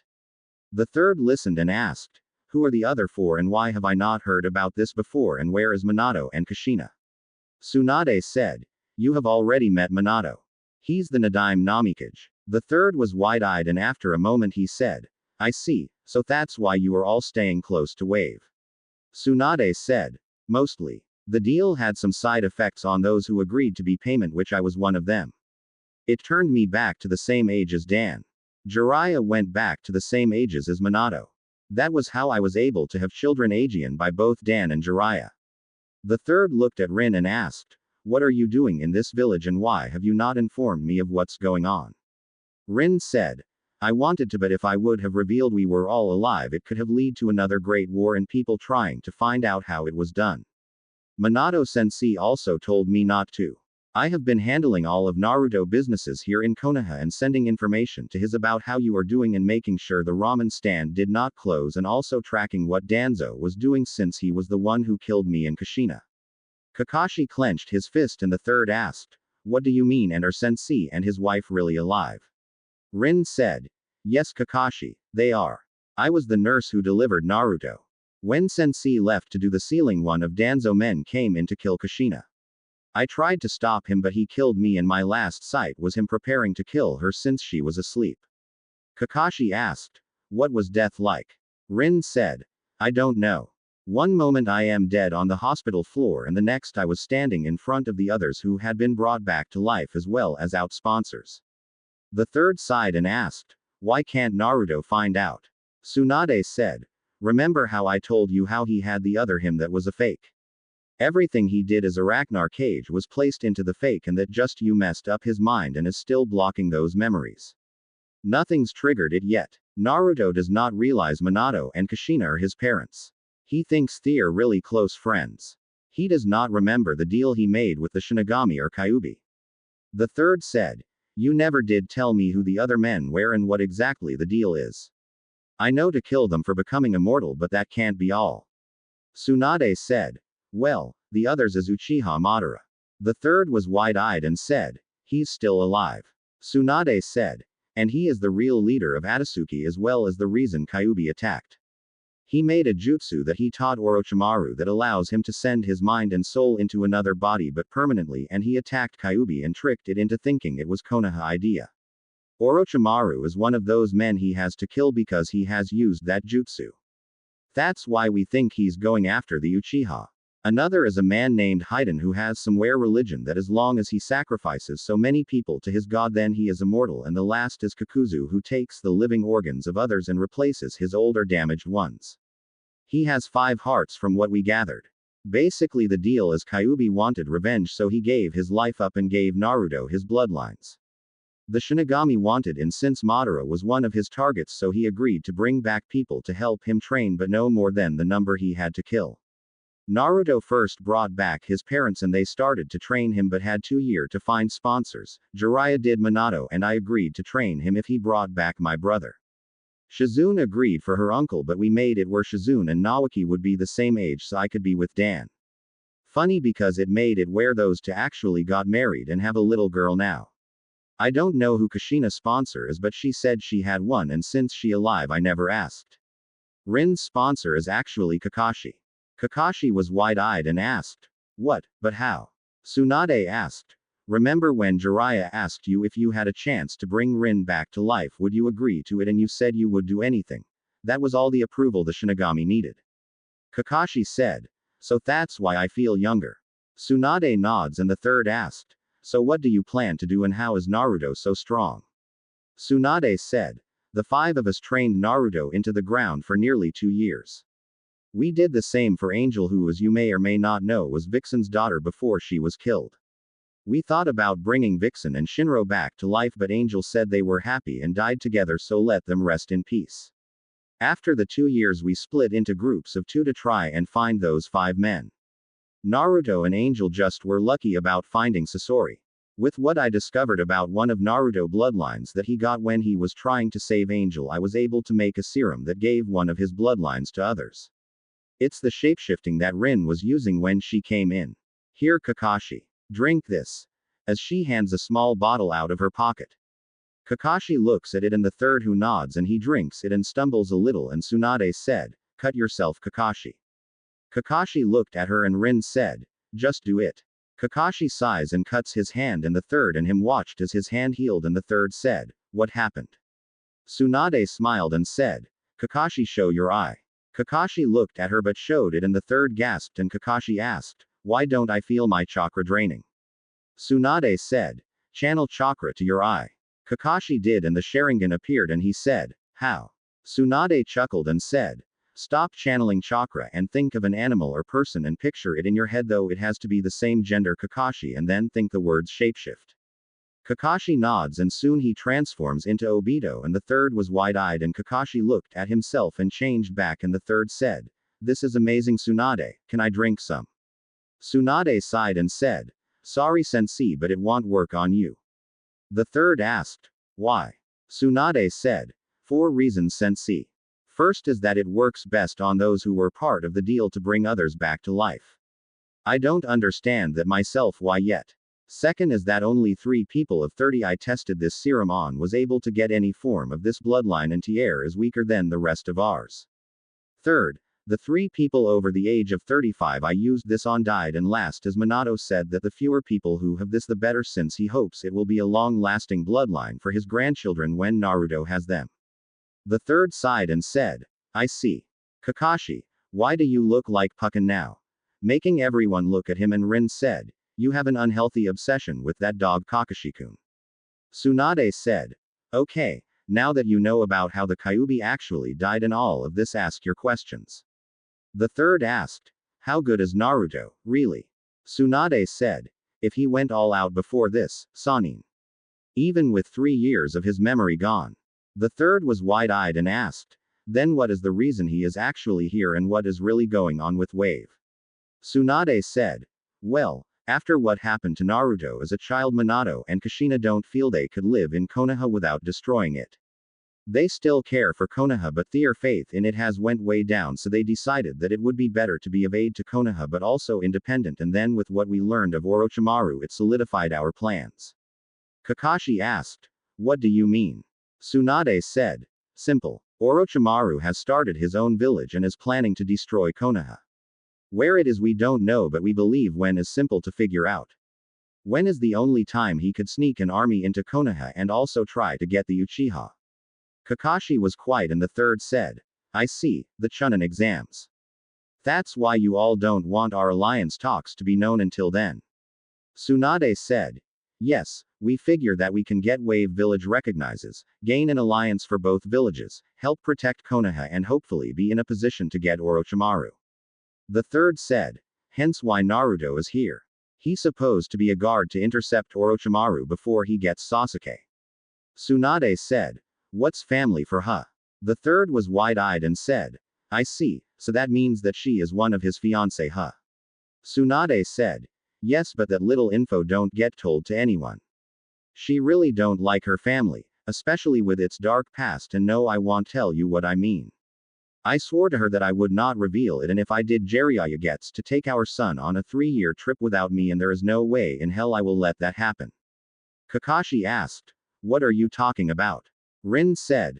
Kakashi, there's something you should know. There are 3 Uchiha left: Sasuke, Nan, who is Itachi twin sister, and Madara. What you don't know is that Madara has also used that body switch jutsu and has taken over the body of Obito. Kakashi clenched his fist so tight that blood was coming from them and said, I see. With venom in his voice.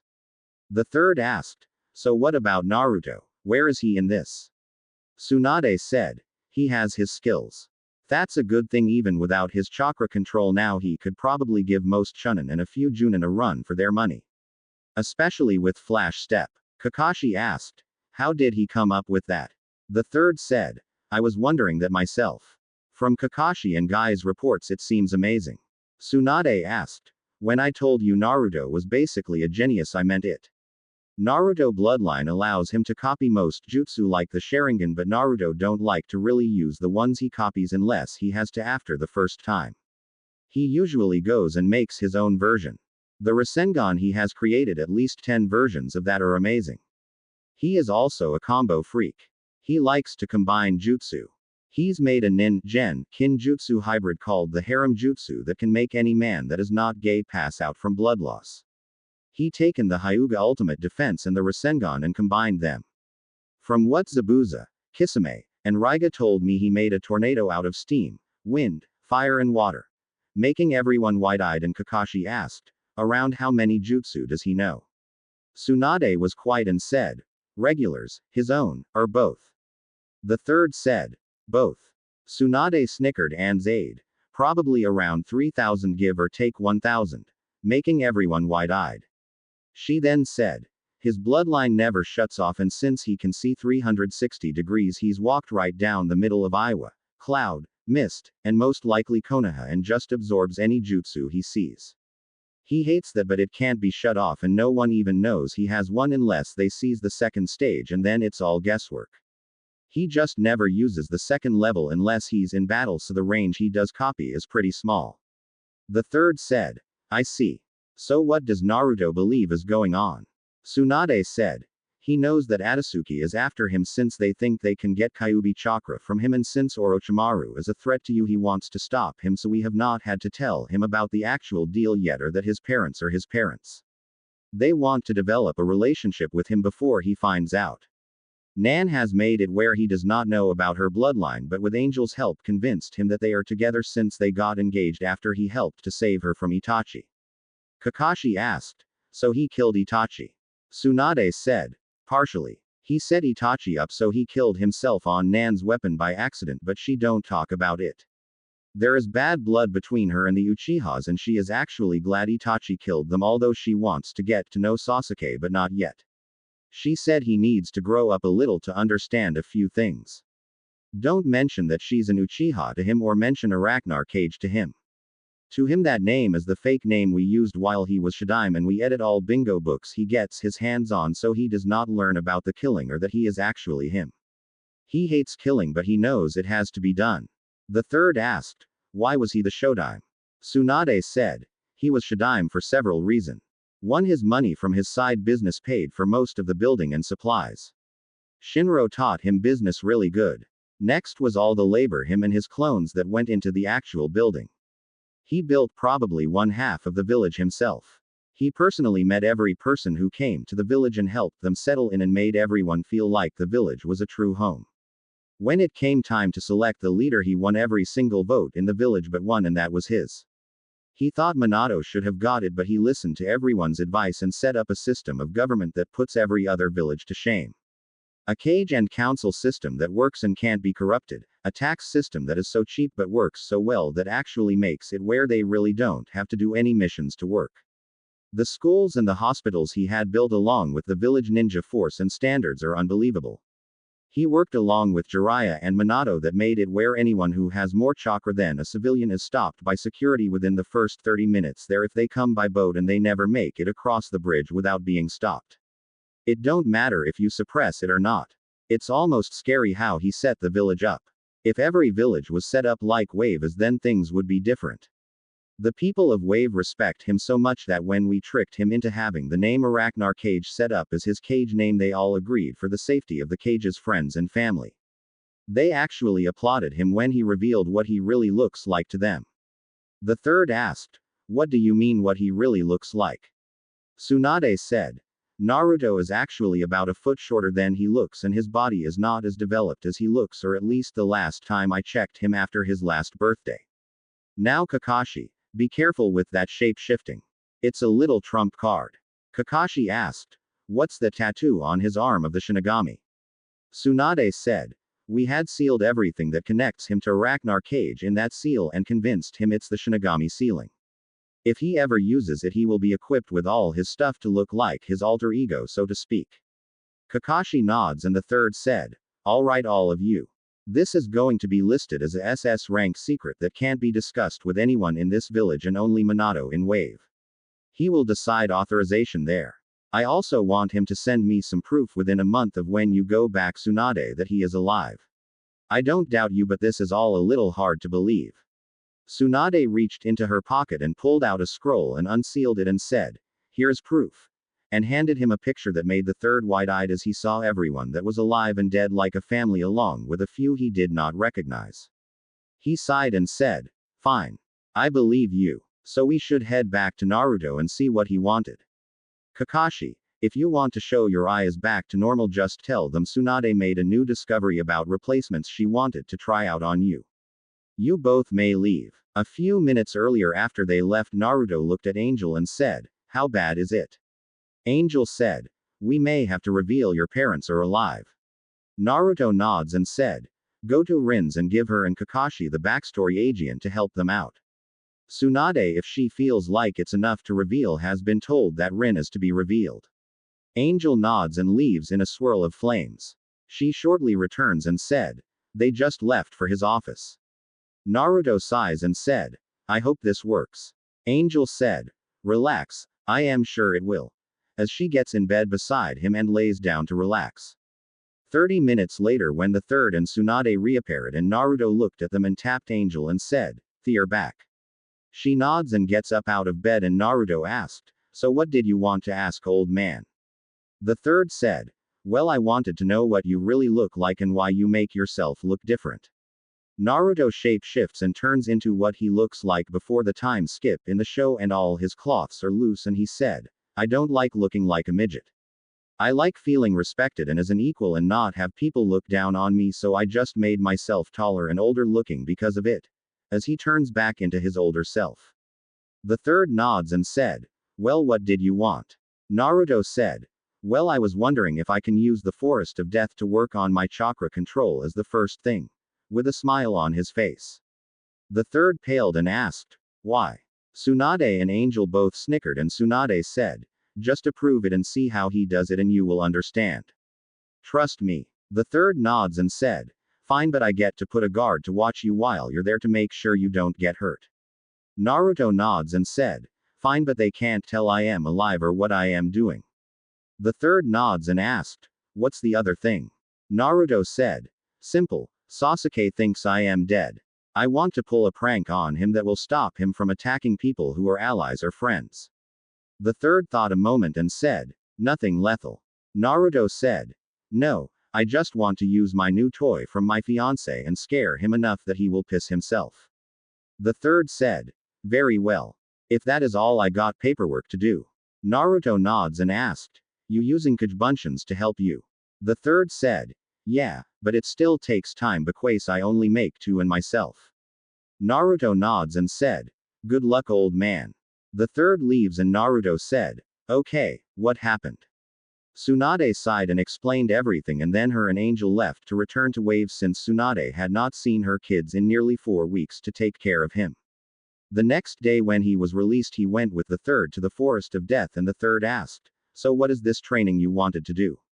Naruto looked around and asked, As that woman hidden the one who was my guard? The third nods and said, that would be Anko. So what are your training? Naruto said, give me a little room. As he bit his thumb and ran the blood across his wrist and said, 1. And then he closed his eyes as the third got back and forced as put his hand in a seal and screamed, Maskage Bunshin no Jutsu, and suddenly the entire area was covered in smoke, and when it was uncovered both the third and Anko fell on their asses as over 10,000 clones were present, and Naruto said, okay, you know what to do. Get to work. They all took off working on tree climbing, water walking, leaf balancing, kunia balancing, and combining them also as the real Naruto got to work on meditating, and the third said, I am getting too old for this shit. As he leaves without saying a word. Anko just stood there unable to say anything. After about 3 days of 20 hours of chakra control exercises, Naruto looked at the woman who was sleeping in the tree and decided it was time. So far the plans have been going without much trouble. The third knows about people coming back, and the lie about him having amnesia helped a lot. If the Hokage actually thought he was at full strength, he would never let Naruto be on a genin team, much less with Sasuke. It a good thing we took the time to come up with contingency plans back in Wave. Tenten had already faced her greatest weakness by facing a wind user, and with a little push she would be ready for the exams. Lee, seeing his speed and strength, will be more open to the idea of learning a few things from Naruto. Taijutsu is good, and with his speed and power is one thing, but he could do a lot more with a weapon and a second style that can't be copied. Neji, now free of his fate as a branch member, won't hate Hinata any longer, and the fact he saw what can happen to the ultimate defense will give him ideas to improve it on his own, and Hinata will also get back to her future level by the exams with a little help. Shino, Shikamaru, Hiba, and Choji will also be stronger. They won't be able to beat the teams from Wave, but they will be able to take out the Sound and anyone other than Gaara when the time comes. Having them work on their weaknesses will help. Ino was the wild card though. She could do better if he can convince her to stay away from Sasuke. Maybe breaking him a little more will help. Kabuto was also a wild card. Originally he was placed with Orochimaru by Sasori, but taking out Sasori might have changed his future, but only time will tell. Nan said not to worry about Sakura, that she would handle her, but how is the question?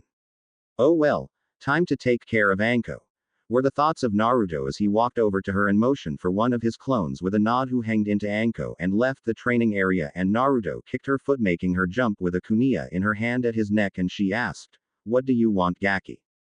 Naruto said, heaven or hell? Making Anko look at him questionable, and she asked, what are you talking about?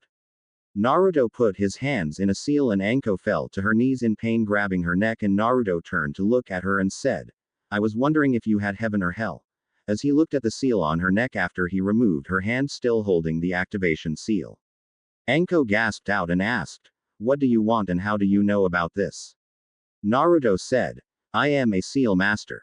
I like pissing Orochimaru off, so I learned the secret of the curse seal, and I want to remove yours to piss him off some more.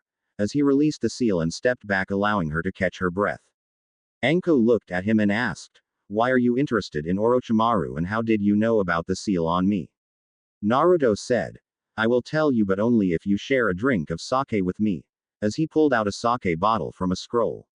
Anko looked at him like he was crazy as he drank some of it, and he handed it to her, and she looked at it, and Naruto said, come on lady, you were the damn asshole's apprentice, so I know you can tell if it's poison or not. Anko sighed and gulped down a big swig, and Naruto snatched the bottle before she had a chance to drop it as she held her pain, screaming before she passed out. Naruto smiled as he unsealed a paintbrush and some ink and sat down beside her and started to draw a seal on her neck and the ground around her. About 30 minutes later he was done, and he started doing hand seals and said, Demon Pulse, seal reversal. As he slammed his hands into the seal on the ground, and the ground showed blood red, and Anko screamed out in pain as the seal worked its way up her neck and onto the curse seal until it shattered and she passed out. Aegean. Naruto smiled and sat her back where she was earlier and unsealed a stack of dango sticks and quickly made a leaf symbol on a tree and put an empty box and an empty sake bottle beside her, and he started doing hand seals and said, limit of bloodlines, as he slapped his hands on her. He then turned and started working on tree climbing. Aegean. About an hour later Anko groaned and looked around and asked, what happened? Naruto said, you got drunk while eating dango and passed out, having all kinds of nightmares from the way you were moving around. I still don't see why you wanted to get drunk after I broke that seal. As he continued climbing a tree. Anko looked around trying to sort things out and said, "What are you talking about? What seal?" Naruto said, "The one on your neck. I saw it earlier today and commented on it, and you said you would do anything to be rid of it. I got rid of it and you went and got some dango and sake and came back and made that design in the tree while eating it and watching me. You never even offered me any either." Making a pouting face. Anko looked at the tree and then looked at the clearing and saw that there was an empty box of dango and her flavor of sake, and she looked around and then she pulled off her forehead protector and looked at the reflection of her neck and was wide-eyed and said, "Did you torture me with it?" With a quivering voice trying to get over the fact that she was free of it. Naruto asked, "Why would I do that? I think that was part of your nightmare, Anko." Anko grabbed her head and said, "I got all these memories of you in my head of your life and you wearing orange." As she looked at him trying to figure out what was going on. Naruto started to laugh and said, "Me wear orange?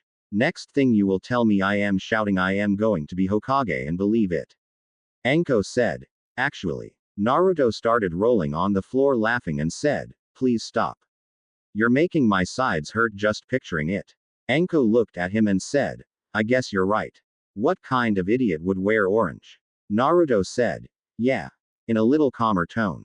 Anko asked, "Why did you remove the curse seal and how?" Naruto said, "I took an interest in seals since my dad was able to stop Kyuubi with one and have become somewhat of an expert." Anko said, "Yeah, Jiraiya taught you." Naruto said, "Yeah, remember, I told you before you would let me do it." Anko shook her head and said, "I think it must be the stress of having the seal off that is doing it to me."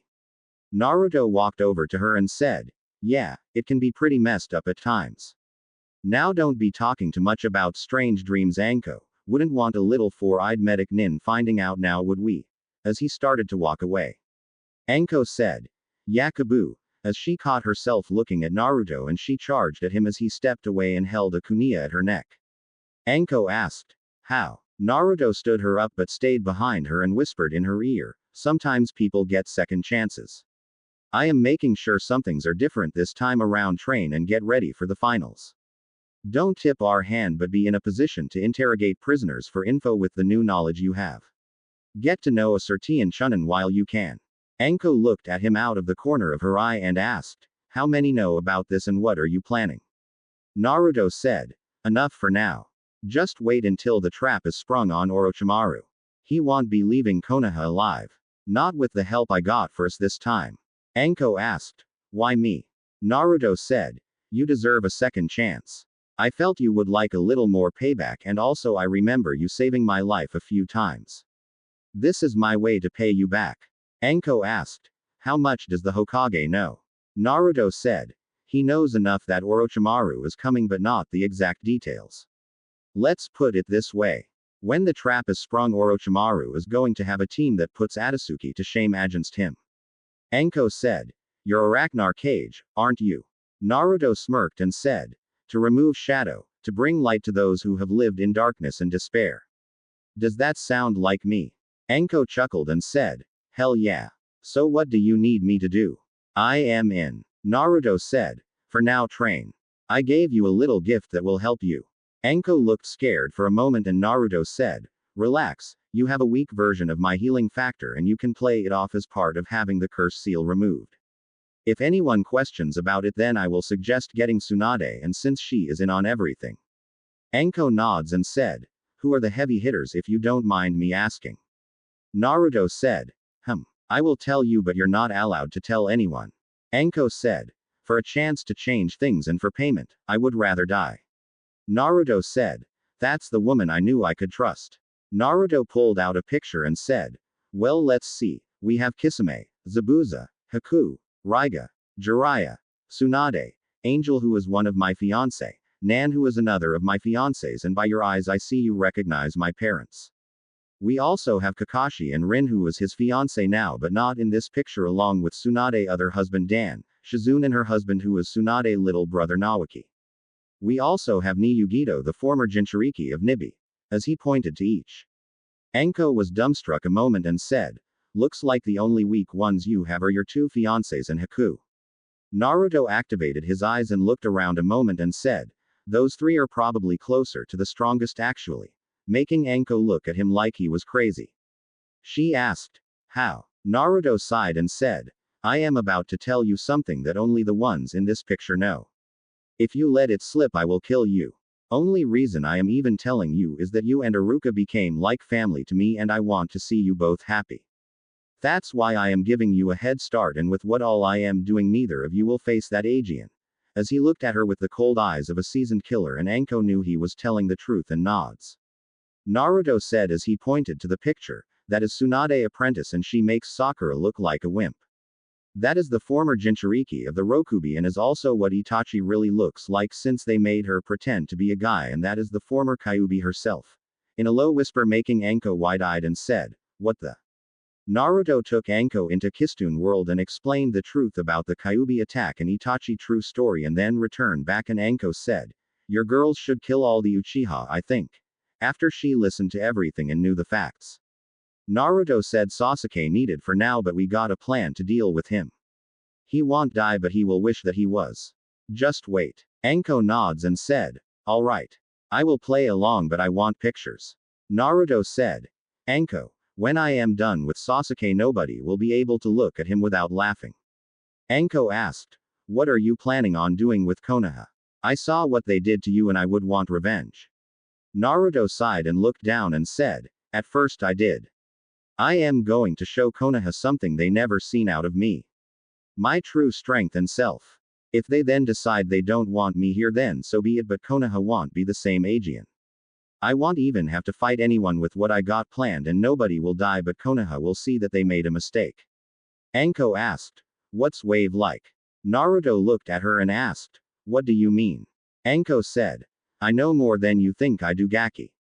I have a brother that lives there. I know you saved his life from Gato from the letter he wrote, though he calls you Arachnar Cage. Naruto chuckled and said, I see Kaiza your brother.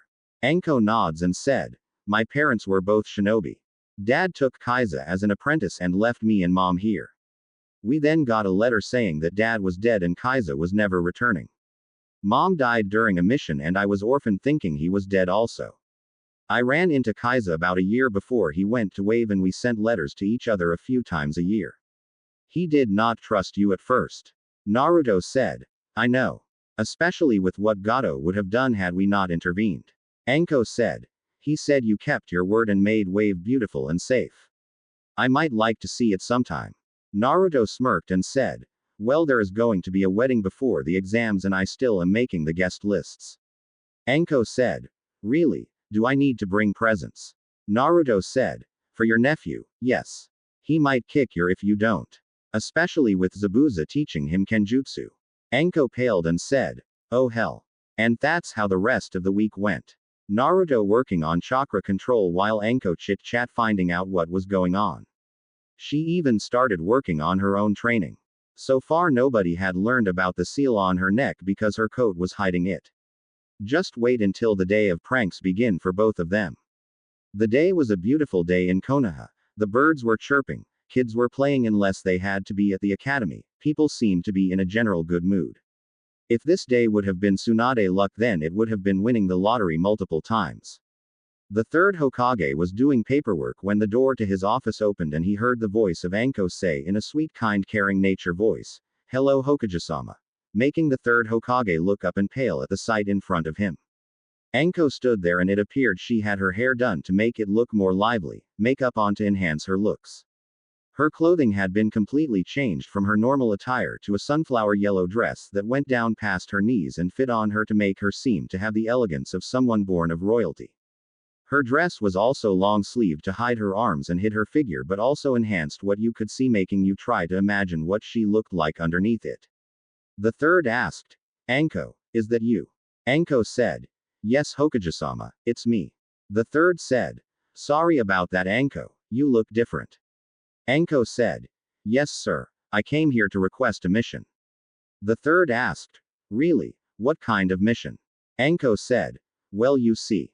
This week I got to know the Gaki pretty well and he told me about one of the instructors at the academy named Iruka. The third said, yes, I know who you are talking about. What is it you need with him? Anko said. Well, sir, I want to take him out for a date and see if he really is as good as the Gaki talks about. I was wondering if I pay for a mission if you could let him have the day off since today is my only free day before I have missions. That's the mission I want to request, sir. For him to escort me today. The third looked at her and asked, what brought this change on Anko? Anko reached up to the top of her neck where a scarf was and undid it, earning a gasp from the third as he could see the curse seal was gone, and he asked, how? Anko said, Gaki did it.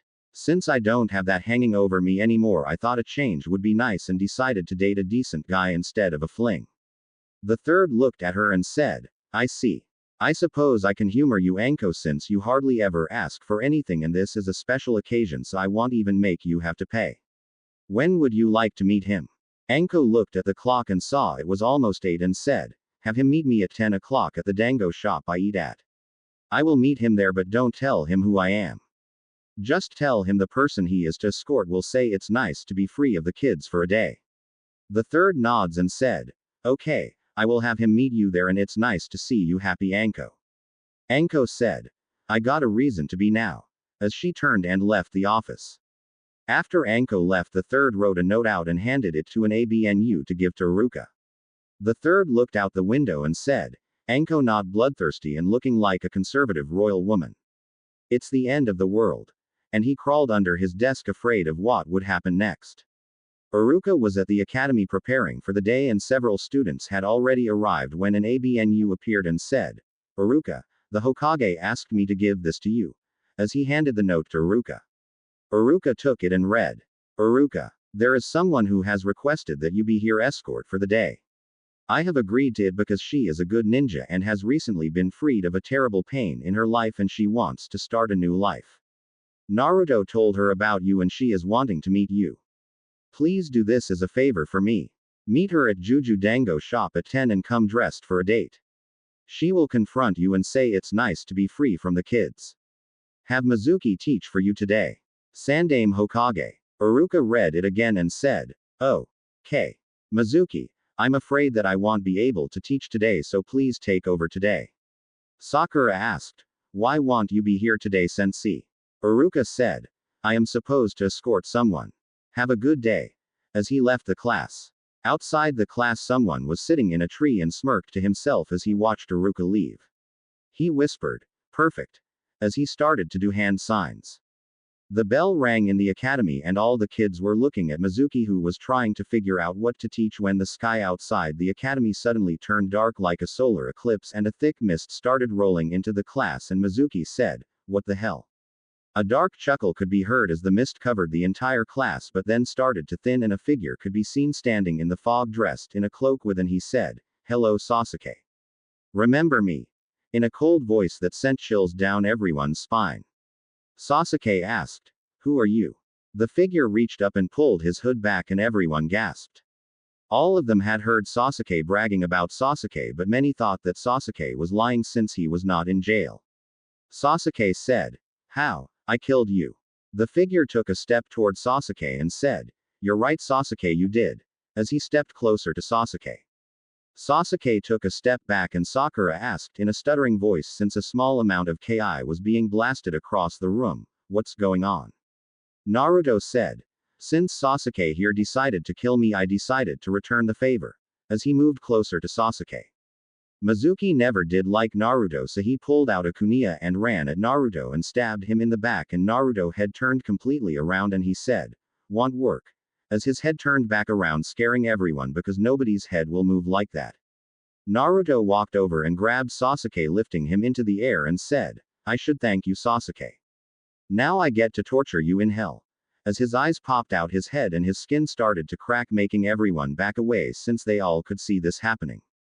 Sasuke tried to break free when smoke started coming off of Naruto's body where the cracks were and his skin was falling to the ground below, and suddenly all the skin fell off when a small explosions of flames shot out of his head, covering it, making everyone gasp as the flames surrounded a skull. The Ghost Rider change, I don't own.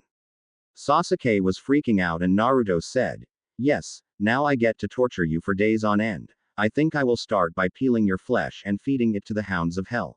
As more Ki was directed at Sasuke. Sasuke asked, what do you want? in a trembling voice, scared.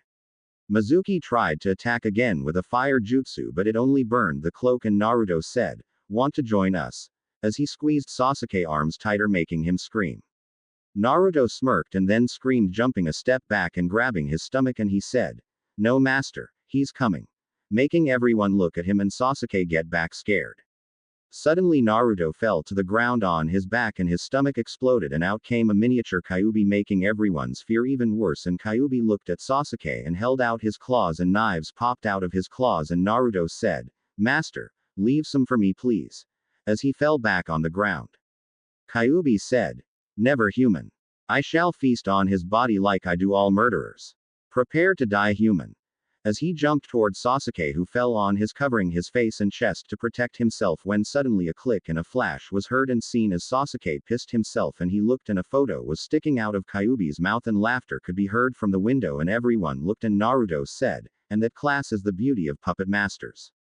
A good demonstration, don't you agree, old man?" The third Hokage, who was sitting next to him, said, "Yes, Naruto. I think that everyone can see what a puppet can be capable of." No one in this class realized the person in front of them was a fake. Naruto walked over and moved his fingers, and both puppets moved over to him, and he grabbed the picture, pocketing it, and then sealed them, and the third Hokage said, "Okay class, I guess I will explain what happened. As Sasuke said, he attacked and thought he killed Naruto a few weeks ago. The truth is, all he killed was a clone. Naruto has been in the hospital, but because an assassin snuck into the village and tried to kill him because of who his father is. That's why he has not been here.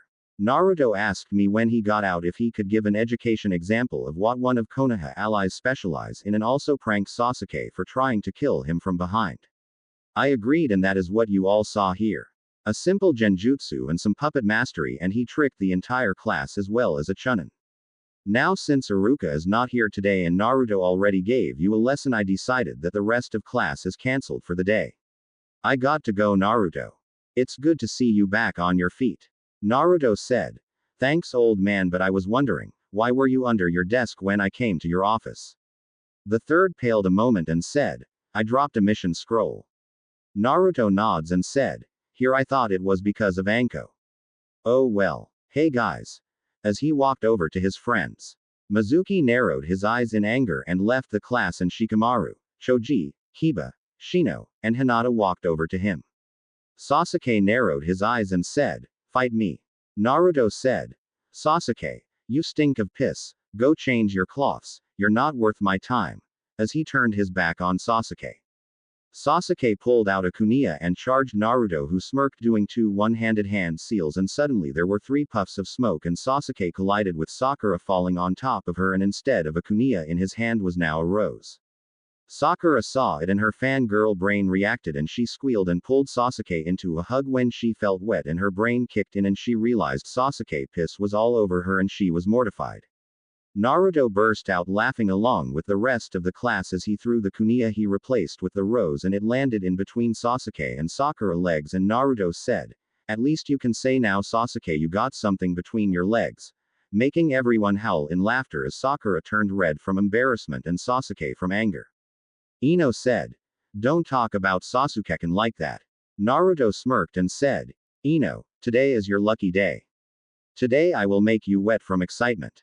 Ino, being a pervert, realized what he meant and started to back up but tripped over a step, and Naruto walked over and stood beside her and dropped a water balloon he pulled out of his pocket on her head, soaking her, and he said, I told you I would make you wet from excitement.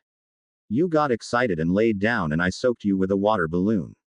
If you want the other way, then you need to read my latest edition. As he dropped a book beside her, walking back toward the others. Sakura, who finally got up, said, who do you think you are? Sasuke-kun is better than you will ever be, so quit acting cool. Ino said, yeah, as she stood up pissed. Naruto smirked and said, so you say duck butt over there is better than everyone at everything, huh? As he looked at the 2 girls who agreed. Naruto said, Sasuke, you still want to fight me? Sasuke smirked and said, definitely. Naruto said, then I have a deal for all 3 of you. Sakura blinked and asked, what kind of deal? Naruto said, simple, I propose 3 challenges. If Sasuke can beat me at any one of those 3 challenges, then I will fight him. If he loses all 3 challenges, you two fangirls have to pay a punishment. Ino asked, what kind of punishment? Naruto said, if I win all 3, then you, Ino, will have to date someone of my choosing for 1 month and you have to treat him like you would Sasuke. If you don't, you will have to wash every dog in Kiba family. Making Kiba smirk and Ino pale. Ino said, and what do I get if Sasuke wins? A little nervous. Naruto smirked and said, nervous are we? Perhaps you don't have as much faith in Mr. Perfect over there as you claim. Alright. If Sasuke beats me in one of the 3 challenges, I will be your personal servant for 1 week, doing anything and everything you want, including paying for all of your shopping. Do you accept? Ino said. Of course. As she got stars in her eyes thinking of the shopping. Naruto pulls out a scroll and wrote on it and said, sign here. As he held out a pen. Ino blinked and said, huh. Naruto said, this is a contract. It is proof of what our deal is, so that way either you will have to do as we agreed in the bet or you will lose your ninja license and be kicked out of the academy, never to be a ninja. All 3 of you along with me will have to sign it to prove our bets. Ino looked nervous and Naruto said, not so confident now, are we? You know duck butt's going to lose. Ino sneered and took the pen and signed it and threw the pen back at Naruto. Naruto looked at Sakura and said, now you, Sakura. You also think Sasuke perfect and cannot lose at anything, so here is the proposal I have for you.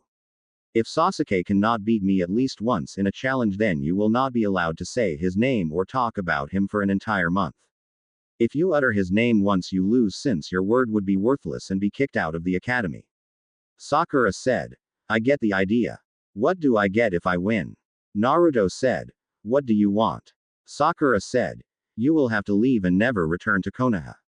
Naruto said, deal. As he wrote it down and handed her the pen, which she signed. Naruto looked at Sasuke and Sasuke said, what are the challenges?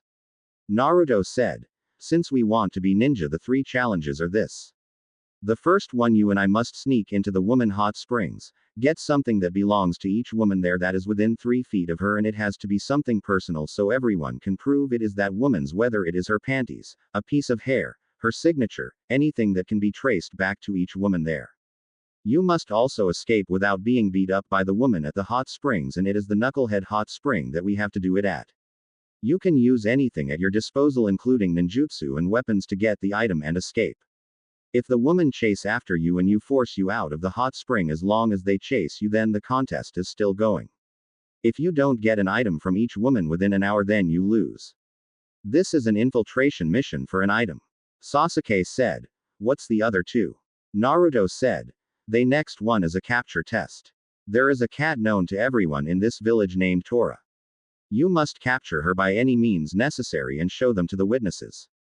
Sasuke said, what witnesses? Naruto looked around and said, everyone in this class is going to be a witness.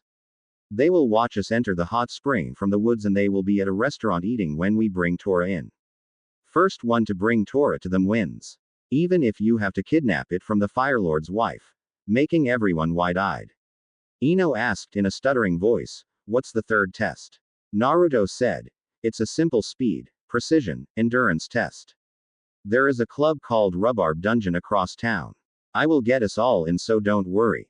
At 4 o'clock every day they have a happy hour where drinks are half price.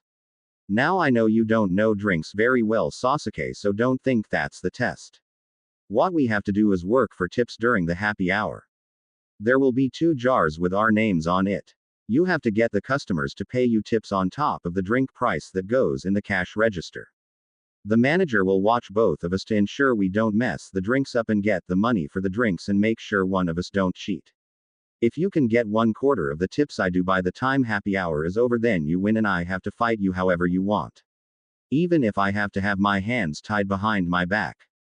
Sasuke asked, what do you get if you win the challenges? Naruto said, simple, you can't challenge me to a fight outside order spars and you can't follow me until we graduate from the academy. Sasuke smirked and said, deal. Naruto quickly wrote the details down and he said, okay, all clan heirs who are not involved in this bet, please come up and sign this as witnesses so that way it will be legal. As he looked around. After everyone was done, Naruto said, Kiba, you hold on to this. Oh, and in case I forgot to mention, Neither Ino or Sakura can tell anyone about the contest going on. If you do, then Sasuke automatically loses that round. Got it, Ino and Sakura? As he handed Kiba the contract. Both girls said, yeah, we got it. Kiba said, I hope you know what you're doing, man. Naruto said, I got things under control. Everyone meet at the Knucklehead Hot Springs in 15 minutes. As he walked out the class heading there. Ino walked over and said, I hope Sasuke wins. Sakura said, don't worry, he will. As she formed a plan. Naruto was walking through town when he heard Anko, and he entered the restaurant where Iruka and Anko were eating, and he looked at both and said, I hope you're both having a great dinner. Iruka spit out his drink and said, Naruto, you're back. Anko said, yeah, remember me telling you he talked about you? Iruka nods and asked, why are you not in class? Naruto said, I gave a demonstration on Suna puppet use and the Hokage gave the class the rest of the day off. Right now I got a challenge against the Uchiha. If I win, you won't have to worry about Sakura and Ino screaming about Sasuke for a whole month. Iruka eyes lighted up and he asked, what happens if you lose? Naruto said, I have to fight Sasuke, be Ino's servant for a week and then leave Konoha forever. We even drew up a contract, but I won't lose. Anko asked, what's the challenges? Naruto explained the first one and she said, you do know that is a Kunoichi hot spring, right? Naruto said, you do know I own it, right? Making both wide-eyed. Anko smirked and said, what's the other two? Naruto explained them and Iruka said, we will be there for the last one. Naruto nods and said, I should warn you. I got some unusual talents I picked up around Jiraiya. As he walked away leaving two confused adults. Kakashi passed Naruto with Rin on his arm, though she was in her henge, and he said, where you heading to? Naruto said, ask Anko and Iruka. As he flamed Shushin away. Kakashi looked confused and looked inside and got wide-eyed and he said, I think has ruined my brain. Look at Anko. Rin looked and paled at the sight of Anko. She took a step back and walked into Asuma, who said, pardon me, miss. Kakashi said, Asuma, is that Anko? As he pointed. Asuma looked and blinked and pulled out the cigarette and looked at it and then back at Anko and dropped the cigarette along with the pack and stomped on them and said, I smoked something else. As he turned and walked away. Kakashi looked at Rin and both backed away slowly. Iruka looked where Anko was looking and asked, is something wrong, Anko? Anko said, they act like I never wore a dress before. Iruka said, oh, just ignore them. So tell me more about this crazy kid that does a chicken dance. Anko said, his name is Ramen and he wears orange and shouts believe it everywhere. It was hilarious. Iruka said, I wish I could meet him. He sounds like me as a kid. Anko said, you might someday. When Naruto arrived, he saw everyone there and he looked at Sasuke and said, you want to go first or together or what? Sasuke ignored him and started walking inside doing hand signs, and Naruto smirked as he said, one bloody bastard coming right up. As he walked about 20 feet behind Sasuke, hanging his cloths to look like a business suit. Sasuke used the cloak of invisibility jutsu and Naruto walked over to the desk and said, hello Mrs. Taro. I am Mr. Nuncaze. My assistant Nermi told me that several of the other hot springs around town has had a string of peeping toms sneaking in. The woman behind the counter got wide-eyed and said, I haven't heard anything about it, sir. Naruto said, relax, I want you to accompany me back to the hot springs and notify the woman to cover themselves while I come and talk to them. I want their help in catching this pervert. Mrs. Taro said, yes, sir. Follow me and I will guide you. As she walked out from behind the counter and led them toward the back. Kiba asked, what was that about? I could not hear what they were saying. Since they were nearly 200 yards away. Sasuke was hidden when all of a sudden a kunia cut his arm and he gasped, dropping his cloak, and a shout of pervert, and he saw a red-eyed woman coming toward him followed by others and they started to beat him into the ground. After a few moments Mrs. Taro came around the corner and saw this and said, ladies. Cover yourself. The owner is here and he needs to talk to you about that right there. Pointing to Sasuke. Several of the ladies kicked Sasuke, who was on the ground, one last time and then covered themselves, and Mrs. Taro said, come on out, Mr. K's. Naruto walked around and said, I see he has been caught, huh? I was coming to ask you ladies for some help since several other hot springs in town have reported a pervert spying on the woman. I never thought it would be my fellow classmate Sasuke Uchiha though. Shame, shame. Kurenai asked. What's going on? As she looked at him and Sasuke. Naruto said. Mrs. Taro, can you get me a clipboard and a pen real fast? Mrs. Taro nods and leaves and Naruto said, well, since you all caught him already, I will reward each of you with a free week's pass at the hot spring here as my way of saying thanks and sorry for the pervert. If any of you have a suggestion for better security, please tell Mrs. Taro and she can tell my business manager. Kurenai said. What should we do with him? Naruto said. Pick him up a moment for me. Several of the ladies did and Naruto got behind him and said, Konoha secret taijutsu 1000 years of death. As he shoved his fingers into Sasuke while channeling chakra into them, launching him into the air and over the wall.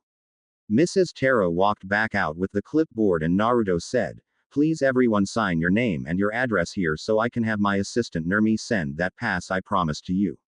Each of the women did and Naruto said, thank you ladies, and are any of you by chance fans of the Hermit Dairy series? Kurenai said, that's where I know you from. You're the author. Naruto said, yeah, that's right. If you ladies like, I can send you all a free copy of my latest edition also. After they all agreed, he said, sorry about the pervert and the interruption. Have a nice day. As he walked out and saw Sasuke rubbing his while Sakura and Ino doctored him. Naruto walked out and said, each of the ladies' names and addresses. I guess that means I win the first challenge, huh? Sakura said, that was not fair to Sasuke-kun. You cheated by ratting him out. Naruto said, has anyone looked at the sign up there? It said kunoichi only, which means each of the women in there are ninja. One of them happens to be the genjutsu mistress of Konoha Kurenai Uehi. Sasuke tried to get in using basic academy skills that any ninja would detect. I, however, used information and my brains to aid in my mission, so don't blame me. On missions you can't always sneak into places to get in. Sometimes you have to have knowledge of the target and their behaviors. You also sometimes have to put a member of your team in danger to complete a mission. Each of you girls here may someday have to take courtesan classes, which means you will have to sleep with people to get information or to kill a target. You may have to sacrifice your life so your team can finish it for you also. You should know better than anyone here, Ino, since your family jutsu allow you to take over enemies' bodies and go into their bases and homes. If you had no information to aid you, then you could be killed. Correct. Ino sighed and said, yes. Naruto smiles and said, okay, next task. Tora, or would you rather quit now, Sasuke, and call me the winner? With a smile on his face. Kiba asked, hey, what was the thing about the suit man? Naruto smiled and said, oh, I own this place, so I went in as the manager like Ino could have if her family jutsu could work on me. Everyone was wide-eyed and Sasuke said, let's find that damn cat.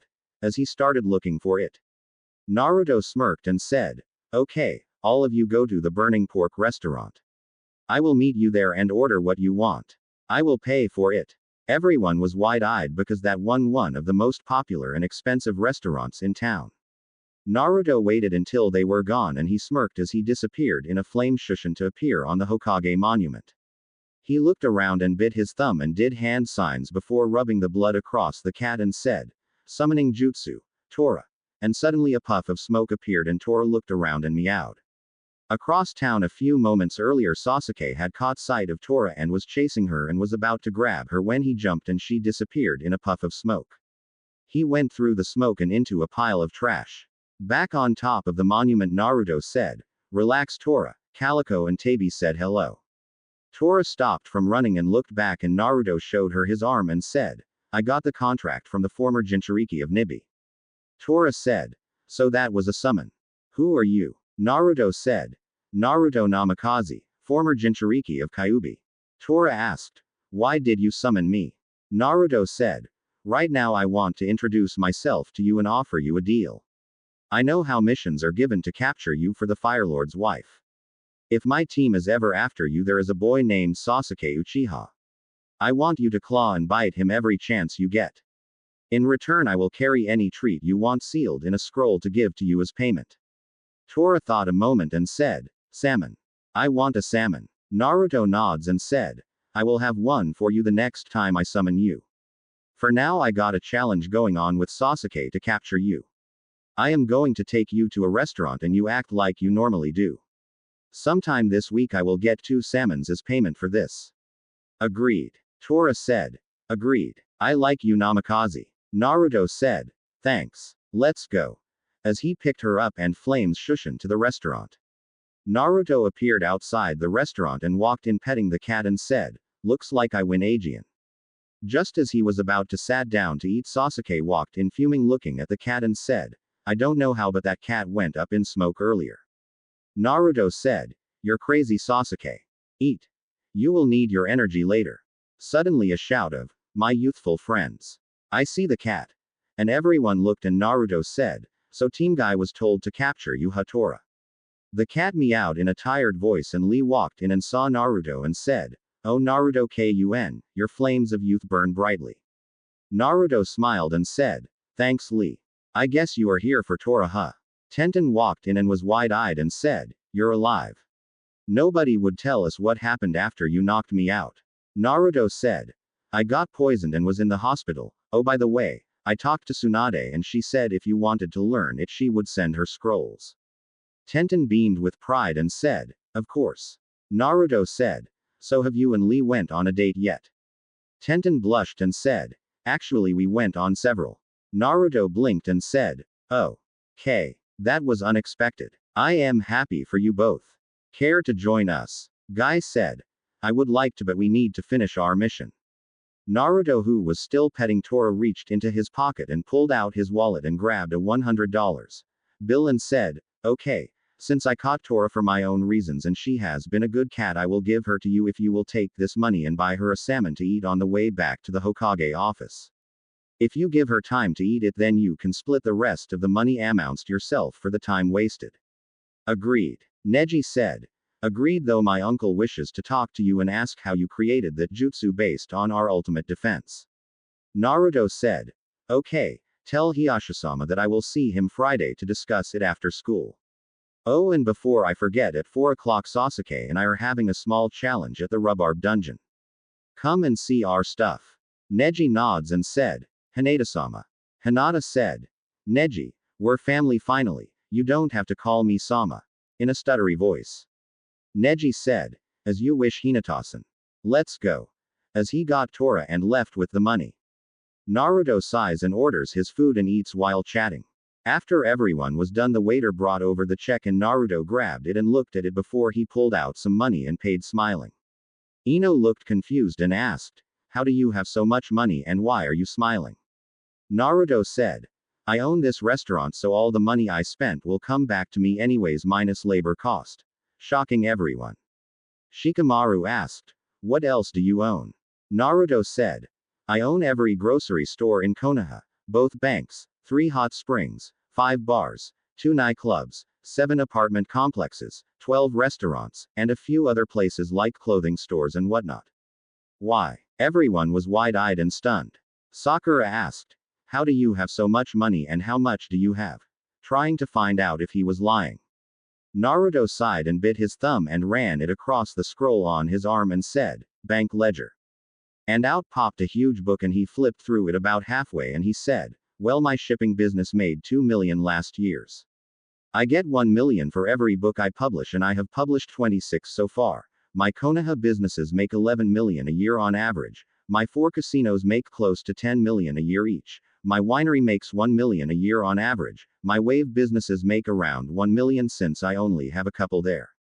My weapon distribution stores make around 30 million a year minus labor and then all the other little things I am into. Why? As he closed it and sealed it back up seeing shocked faces. Ino said. Can I have a loan? Naruto said. Your dad already has one out with me so sorry, unless of course I lose the next challenge but so far I am winning 2-0. One more and Ino has to date someone of my choosing and she has to treat him like Sasuke or she forfeits her ninja career and Sakura won't be able to talk about Sasuke. Man I can already hear the silence. Choji said. Hey, why you treating all of us if you don't mind me asking? Naruto said. What are friends for? Someday I may want a home-cooked meal or some tea with some friends so why not treat you all now? Almost everyone smiled. Sasuke and Sakura didn't. Naruto tensed as he felt a pair of arms circle around his neck from behind and he said, I hope my fiancés don't find out about this. With his eyes closed. A voice said, I don't think one of them will mind, do you? In a sultry voice. Naruto turned and kissed the lips next to him, making everyone gape, and a voice said, Man, can't you do that in your own room? Naruto broke the kiss and said, Shut it, Sushi. So what are you four doing here? As he looked at Kisame, Nan, Tayuya, and Kimimaro. Nan said, Somehow the council found out about me and requested I come to Konoha to explain why I never returned. Naruto nods and said, I wonder how they found out about you. Only 5 people including me know about you. As everyone sat down and ordered some food. Sasuke looked at Nan and said, Who are you?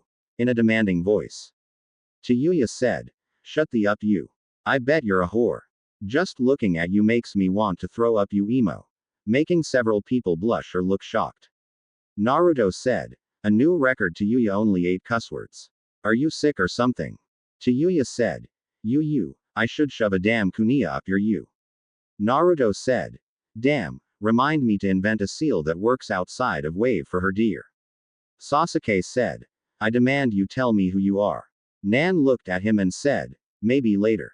So what are you doing here right now? Ignoring Sasuke.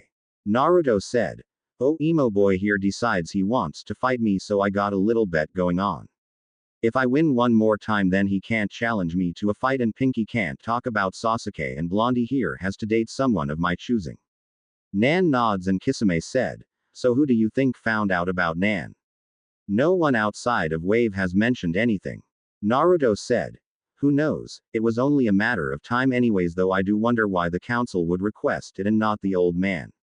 I know he knows about her and all, but he would not bring that up. Shikamaru asked, What are you talking about, Naruto? Naruto said, Oh, where are my manners, everyone? This is one of my fiancés, Nan, this is everyone. Nan said, Pleasure. Choji said, You're the Nan that makes all that delicious food. Nan said, I guess. Hiba asked, Who are these other 3? Naruto said, Sushi here is Kisame, former member of the 7 Swordsmen of the Mist and sensei of Team Water. Then you all have met the lovely Tayuya of the Fuma clan, and then we have Kimimaro Kagaya, last member of the Kagaya clan and their famous bloodline, and you all know Nan here. Everyone was awed by the 3 people since they all knew the famous Fuma clan and Kisame. Shino asked, What rank are you? Nan said, Well, until the exams next year all of us are considered genin except Kisame here. Then after the exams we each are going to be promoted to Junin no matter what, so we can help train the next batch of academy students. Naruto groaned and said, Don't remind me. Inari in that bunch, and I just found out his aunt is Anko. Nan spit out her drink and paled, and she said, Please tell me you're joking. Naruto said, Anko brother is the guy we saved from Gato. Nan groans and said, Let me guess, she wants to come see Wave. Naruto said, Yeep. Shino said, I believe it is almost 4 p.m. so we should be heading to the club. Naruto said, Thanks Shino, and remember I still have to teach you 4 that jutsu later that I promised before I got attacked. Each of the 4 smiled at each other and Sasuke asked, What jutsu? Naruto ignored him and led the way toward the club. As they approached they saw Kakashi and Rin standing outside with Iruka and Anko, and Kakashi raised an eyebrow and Naruto and Nan and said, Who is this Naruto? Naruto said, This is Nan Kakashi, the council found out about her somehow. You all come to see the show. Rin said, Yes. Anko met us and told us all about the challenge, so we wanted to see, and I already talked to the owner about the deal, so let's go in. Naruto nods and opens the door and everyone walks in, and he walks toward the bar and Sasuke follows, and Naruto said, Hi, I am Naruto Uzumaki Namikaze or Nunkase. This is Sasuke and I was told you already know the deal. The guy looked at him and said, My name's Rufus and yeah, I heard about it. You got about 3 minutes to get ready.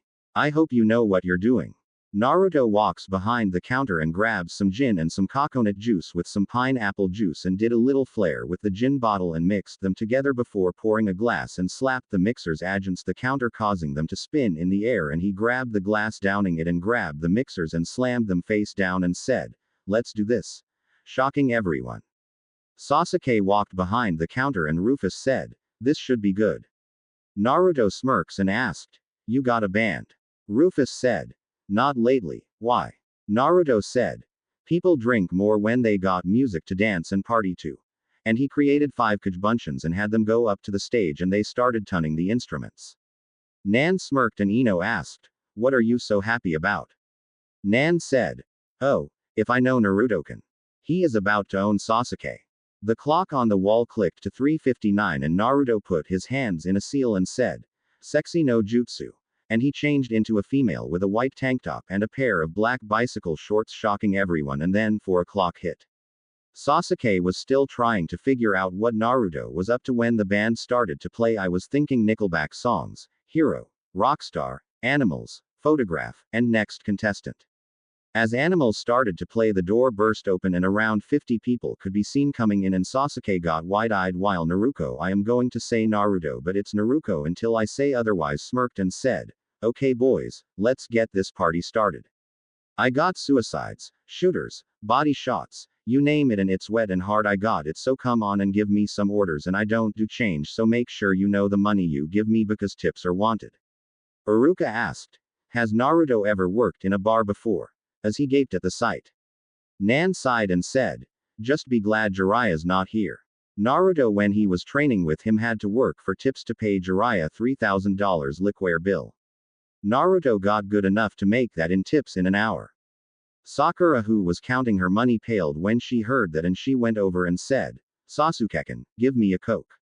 Sasuke HMPHED and got a Coke and Sakura shoved all her money into his hands and said, "Beat him," as he put it in the jar after paying Rufus. Naruto had the mixers balancing on the tip of his shoe as he danced to the song while pouring 15 straight shots and drinking every third one while collecting the money before he flipped the mixers in the air, caught it behind his back, threw it over his shoulder, grabbing 5 glasses. He caught the mixers and pulled them apart, pouring the drinks in all 5 glasses. Kakashi whistled at this and said, "Remind me to bring him along the next time we need a party." Naruto collected the payments and put the money in the jar while grabbing a 6-pack, throwing them in the air, throwing 3 Senbons Ito them, causing them to spray over his shirt, making everyone see that black sports bra underneath. She then said, "Okay, I got body shots here for anyone who wants to drink. One will be $9. Any takers?" and no change. Several men started taking out money and Naruto did one while he grabbed a bottle of whiskey, broke it on the counter, pulled a match out, striking it, setting the whiskey on fire, and he used an ice jutsu to freeze the flames using a kunai, putting 10 holes in it and said, "Okay, 1 flaming ice whiskey, $4 for all you can drink with a straw," as he put a straw in all 10 holes. Several men and 1 woman came over and paid for it, giving Naruto $5, giving him $1 tips each as they drank the whiskey that was cool and had not been burned with the rest. Naruto did a few more body shots while the band started Rockstar, and when they got to bleach blonde hair they pointed to Ino, who fumed. Sasuke tried to get some people, but besides Sakura he only had 1 person and they gave no tip. He was fumming as he watched Naruto beat him Aegean and he decided to try something himself, so he grabbed a whiskey bottle and tried to flip it behind his back only to knock himself out. Nan slapped her forehead and muttered, "Idiot." As the hour ended, Naruto was sweating and Rufus walked over and said, "Well, Mr. Namikaze, I have to admit that was one of the best hauls I have seen in a long time. $12,000 in liquor sold and you have around $7,000 in tips, while Junior over there has $210, making you the winner." Naruto nods and said, "That was fun. Now if you will excuse me. I got some friends to entertain." As he grabbed several shot glasses and 2 bottles of sake and 1 of whiskey. Naruto walked over and said, "Well, I won the bets and Golden Boy knocked himself out. Now Choji, take this jar of tips and use it well, since you and Ino will be going out." Ino was wide-eyed and paled and Choji also got wide-eyed. Ino started to say something and Naruto said, "Now Ino, give him a chance. Just go on 5 dates and if you don't like him afterwards you can break up, but he can take you to the movies or shopping or whatever you both decide.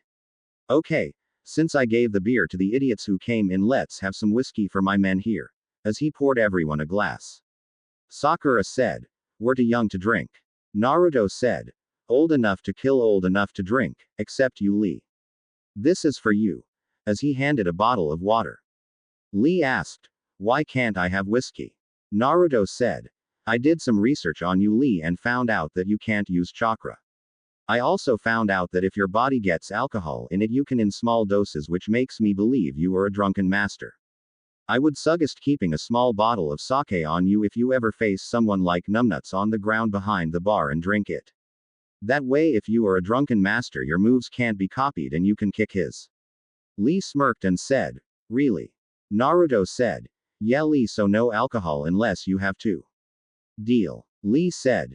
Deal. As they all drank and talked, everyone was relaxed, though the ones who knew who Nan was wondered how the council found out. Only time would tell.